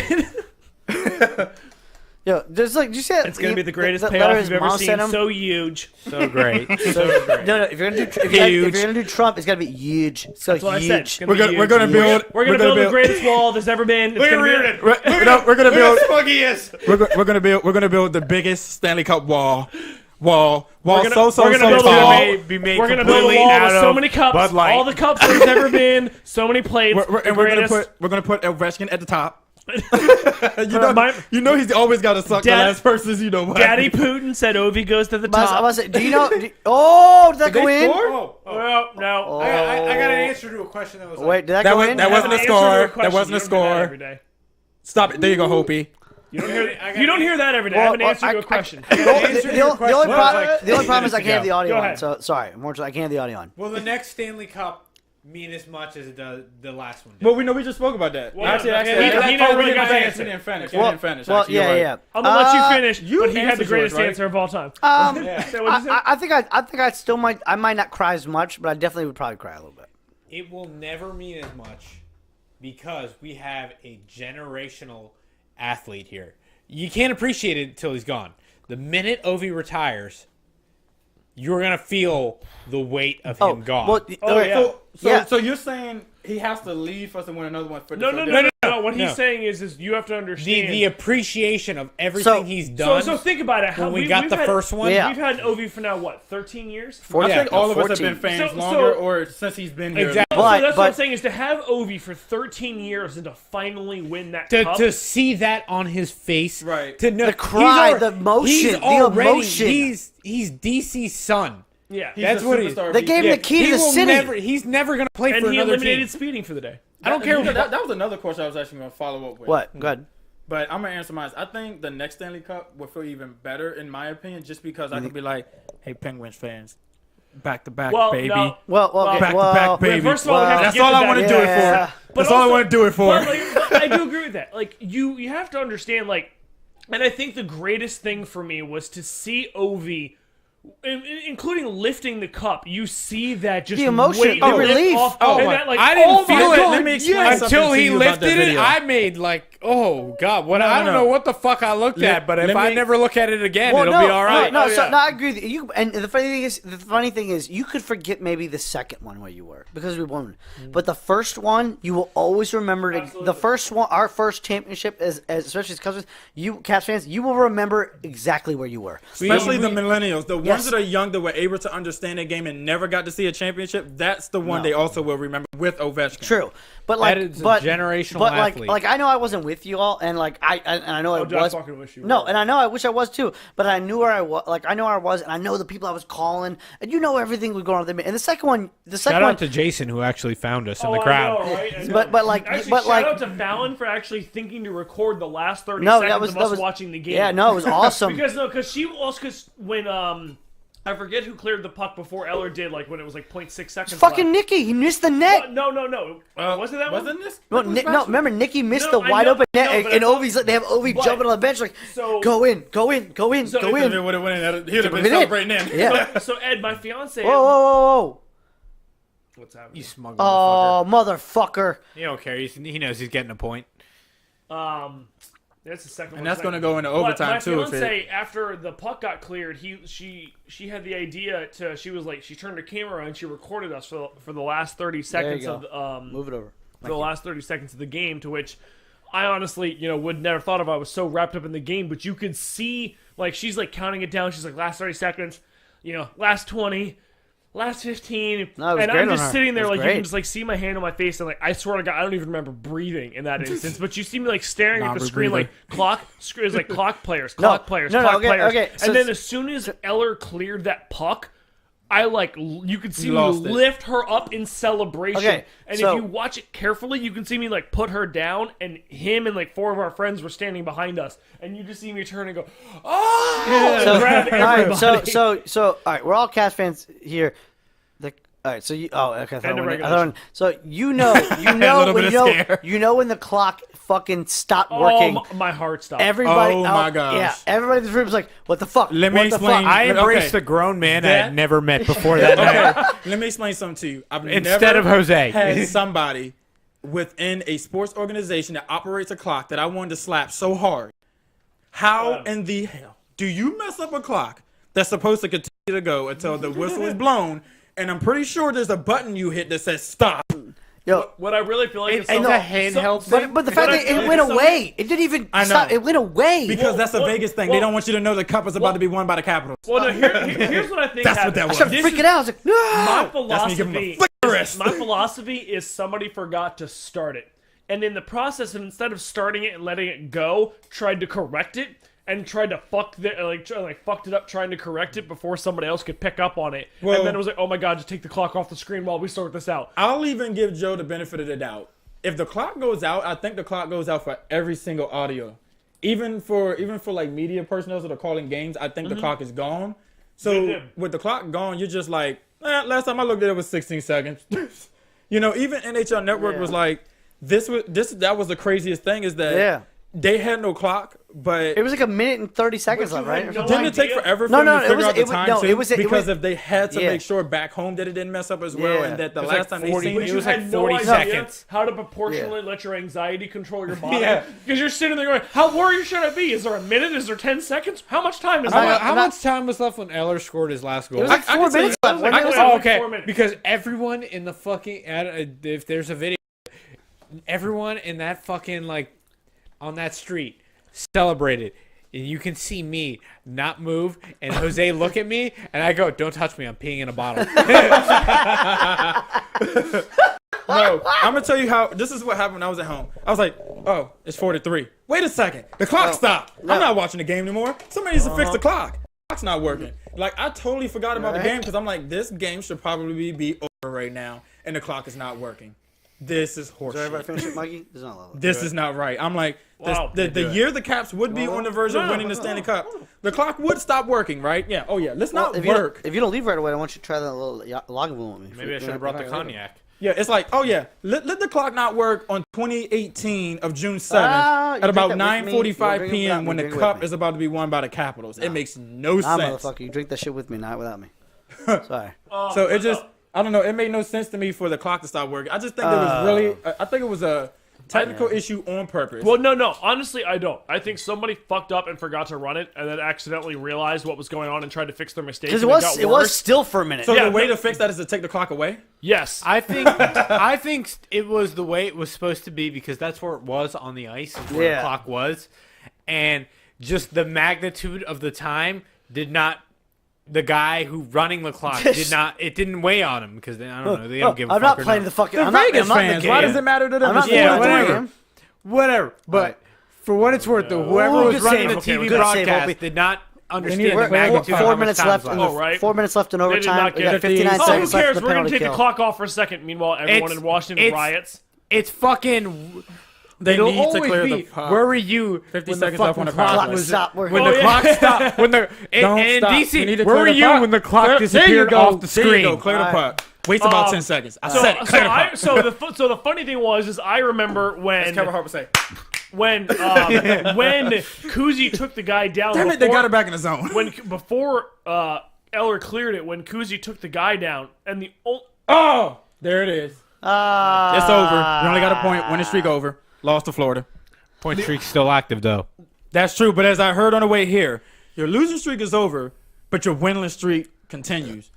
I don't get it. What? Yeah, that's what I heard on the radio. Who said that? Somebody from a broadcasting booth said the losing streak is over, but your winless streak damn it. continues. Actually, that's what they said. nothing hope you. I'm like, if your winning streak That's is why. over, how does your winless streak continue? It's a couple of different letters, a few. do that.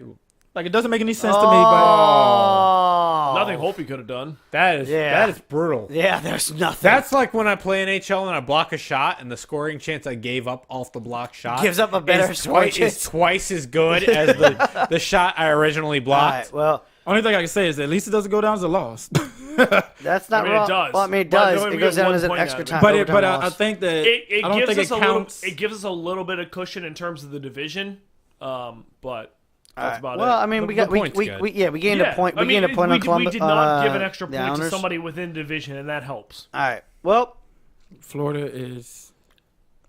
it was great. It was great having everybody here. The game's over. We're gonna end this. It's been a fucking long one, guys. It has been long. 'cause Can we're I, in can, I, overtime. can I get a last minute question in? Good. No, I we just good. want to know Before we what go. everyone's last minute like. Good. What is the first memory you come up with when the Caps won the cup? Because we did this for the What's Caps. my Oh. First memory, like Yeah, once like the clock when strikes you zero. when you first think of like the Caps Stanley Cup and like your first memory is maybe it's of Ovi lifting the cup, maybe it's where you were, maybe it's like you're at the inside the stadium and everybody Oh, goes no. buck fucking I wild. could say this is my first memory. Being at home and never going to sleep, because I went straight to what was it, Dick's or whatever in the morning and bought all the shit I can like buy, flag, Yeah, they were shirt, sending- they were hat, sending all that of shit- it. they were like sending that they shot in opened the shit waves. up at like 10, like 12 midnight. It was right Yeah, after the game. They were giving it up in the store. Yeah, Yeah. DC stores were open right when the game was over. But I will say my most memorable moment was actually Ovechkin's gray damn hair flying in the air, skating all the way down the rink to his players and finally hugging them. because he won the Stanley Cup. And the other moment I would have to say is just him yelling and taking that cup down the ice and having all those Caps jerseys in Vegas. It's gonna be a great video to cut into small. I'm telling you, I loved it. I cried, low key. My crying was not low key. I was by myself, so I wasn't there. So I mean, you posed the question, and Bald like a fucking. They fucking dragged me through the streets of DC. I'm talking about your moment. What was your moment? I'm asking. Oh, my moment. My moment is right before you turn around and you were like ready. You hugged everybody. Is me and the guy that were passing around the piss bottle? It was a piss bottle. It wasn't a whiskey bottle. It wasn't Jameson. I think it was EW. Yeah. Oh wow! We were trading beers Y'all were going for hard, we were trading beers for whiskey. Well, we weren't. Some guy was like, "Hey, you want some?" And they were like, "Yeah, fuck it, whatever." That guy was sick, and I think he got You're like, sure, everyone but Jose sick. You're like, I'm ready to get roofied. Yeah, sure. Yeah, I was somebody. Side note, second memory is somebody threw a fucking bottle of like nice whiskey through the air, and it landed right in Nick's chair. And I drank that for like this was on Stanley Cup night. Yeah. It felt they like were crazy. They were down. They were down in DC. Our cousins left in the second period of the game and drove down there. Yeah, I think I drank it for like To at 10 least join seconds. them. To at least Like join the 10 crowd. real But, like, seconds. yeah. Because I was fucked up that night. I would have been too. Yeah, but peeing in water bottles and whatever and all that. But the right before you turn around, like me and the dude, like I've got the beer bottle in his hand, he's got the bottle of EW in his hands, and we look at each other. It's like it was like what we perceived as 5 seconds left. Yeah. Puck's in our zone. We're not worried. Yeah. Right. We feel confident. Right, that's what I was saying. Like 6 seconds, no, who be honest with cares? you, Or whatever it was. I It's was in your worried zone. because I thought Internally, I was losing my fucking mind. Yeah. Right. He looked at me, and I'm not gonna lie. He looked at me, and I looked at him, and there was a connection. There was a connection right away, and we embraced. I had no idea what his fucking. You know David- what? That word I is thought- really what DC was. I thought Kuzi was going to take a tripping penalty when he it looked like he clipped the dude's skates out from behind him, and I thought he was about to take a penalty. I was like, "Don't you fucking dare!" No, take that is a penalty. professional foul at that point. All right. Remember when we won the Hagerstown tournament? Yes. Professional foul. Yes. All right, Matt, go ahead. I don't think it was necessarily I'm sitting here trying to rack my brain about like one specific moment, but I don't think it was. Was it texting me?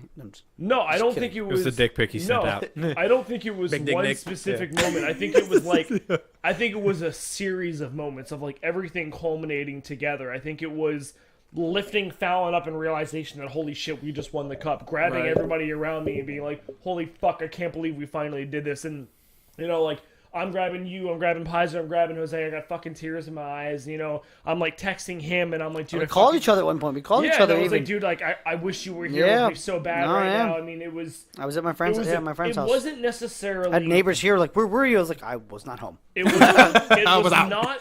was at a friend's house. One moment. Trying to be It loud was at somebody a else's house. culmination of so many You moments. felt every loss that you had lost before. Weighted off your Sudden- shoulders. So, It's just relieved. Suddenly, everything that had happened in so many years of disappointment, in so many years of me losing my shit, of going into work pissed off, of all those things. You And stomping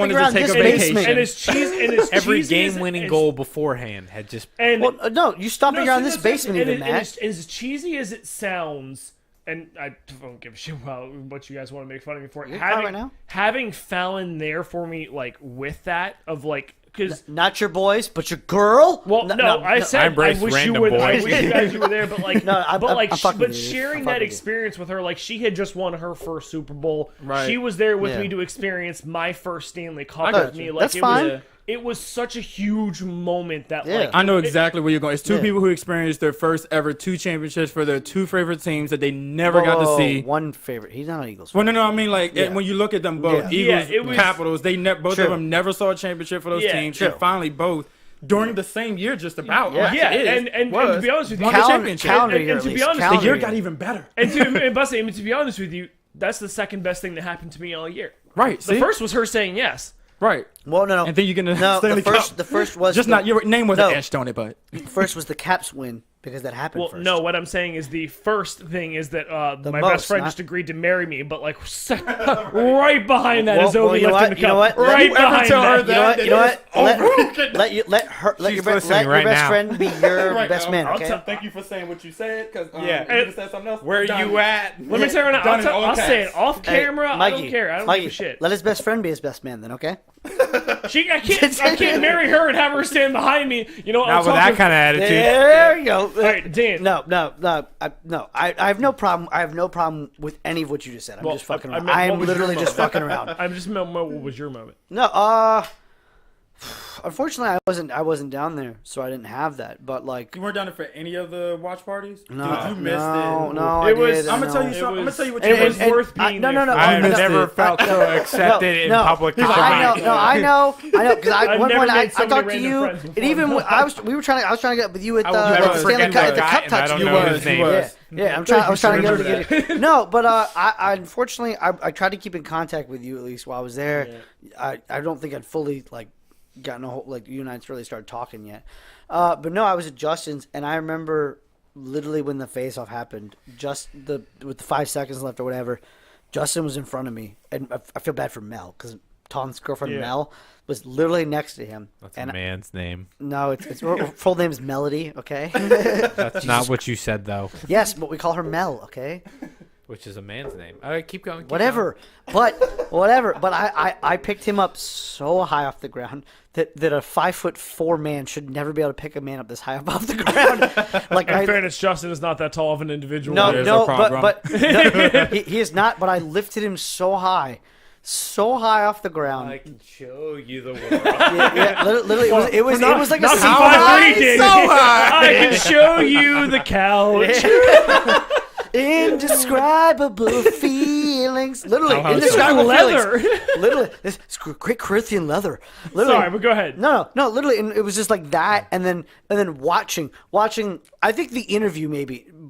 Right, like obviously you got real emotional. I got real super emotional when he lifted up the cup. You see him crying, but it's like when they interviewed him afterwards, and he's like, "Caps fans, we did it.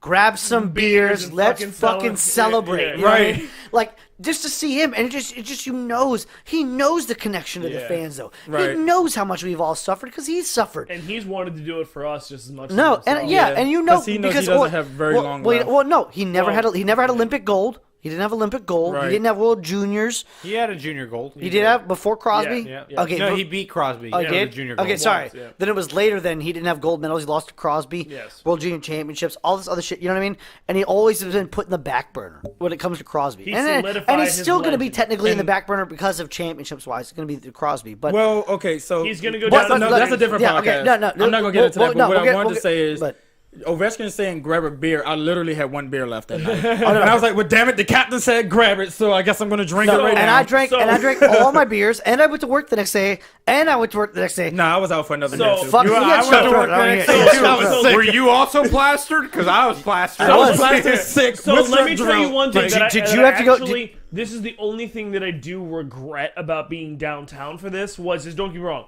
being there in that crowd, being there with you guys, the going fucking home? celebrating thing.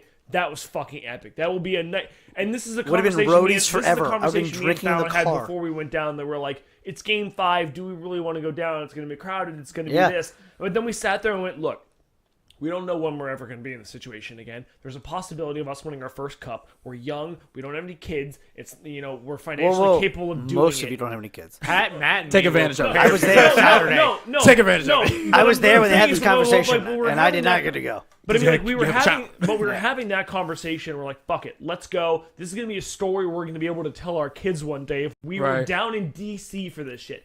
The only thing that I did not like about it is How far we had to go for beer?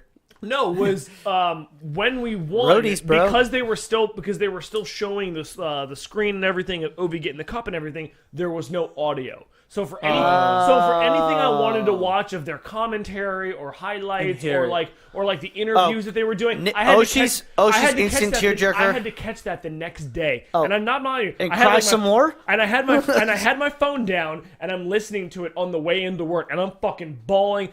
We literally passed a stand of a guy guy selling Capital Stanley Cup T-shirts overpriced. They're like $20 a piece. And in that Eat moment, my we're, dick. fuck it, we're buying this. Who cares? We're doing this. And I walked into work, and all the years I had my supervisor now, he doesn't care about hockey, but he would always give me shit, and he'd always be like, "Oh, go Pens! Oh, go fuck the Caps!" That And guy, I'm like, that guy "You're an can eat asshole." dick. All the dicks. So when they won, I fucking walked in with my button down open of like, we fucking won, and I went to go like button my thing up. He's like, "Nah, man," and he would like rip my shirt open. He'd be like, "You're fucking wearing that shirt loud and proud Also, all goddamn day." You should have said also you owe me a shirt with buttons, by the way. It was a shitty button down. Yeah, You I'm could thinking cost me $5 and all right, we had well, some type of we moment. could be here for the next fucking 3 hours reminiscing about Cap stories.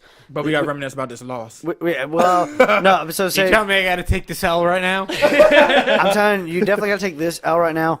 But I do want to say thank you all for coming. Hopefully we'll do this again next month. I hope we can get everybody here. It was fun. It was great to have somebody new, Ed, new face in the group. Spread some, Definitely your own thoughts. supports this statement. Well, nobody likes this. Nobody likes that face. Okay, but something to have somebody new because we all talk. And great, nobody really watches this anyway. But it was have somebody Excuse me, new, we have have a new people voice. watching right now, Dan. You got 6 people watching right now. 6? Oh shit! I was lied. There is 6. I was gonna say there's 4. I lied. There's 6. Shocking. There's 6. But no, it was nice to have Ed come on. We'll definitely have Ed come on again. Yep. Yeah, it was great to have you here, man, and it was great to have your at least point of view because I've heard these 3. I play hockey with these guys all the time. So I Thank you, these- by the Definitely, way. definitely. You have, like contrasting arguments for me. You agree with me, and it's awful. Well, I don't always honestly- agree with you. Honestly, the best thing about podcasting is it's okay if you have somebody to agree with you, but the best is having somebody that disagrees with you. Yes. And that's why we do the somebody Mount that brings different Rushmore points normally. and to put it out there, I don't mind coming back anytime I'm free. No, man. Anytime you guys want me. Hey, you got that Anytime. you got that NBC, and you got to teach me the tricks, bro. I got You see where I am, man. I have a lot to work with. And with okay? our newest sponsor, Guinness, we can put so many more podcasts on. Where's the bottle? The bottle, Dan! gone. Just finish out. Just like the But- sponsorship. Hey, we're better knows best, and we're out. Don't text and drive, and we're out. That's the slogan.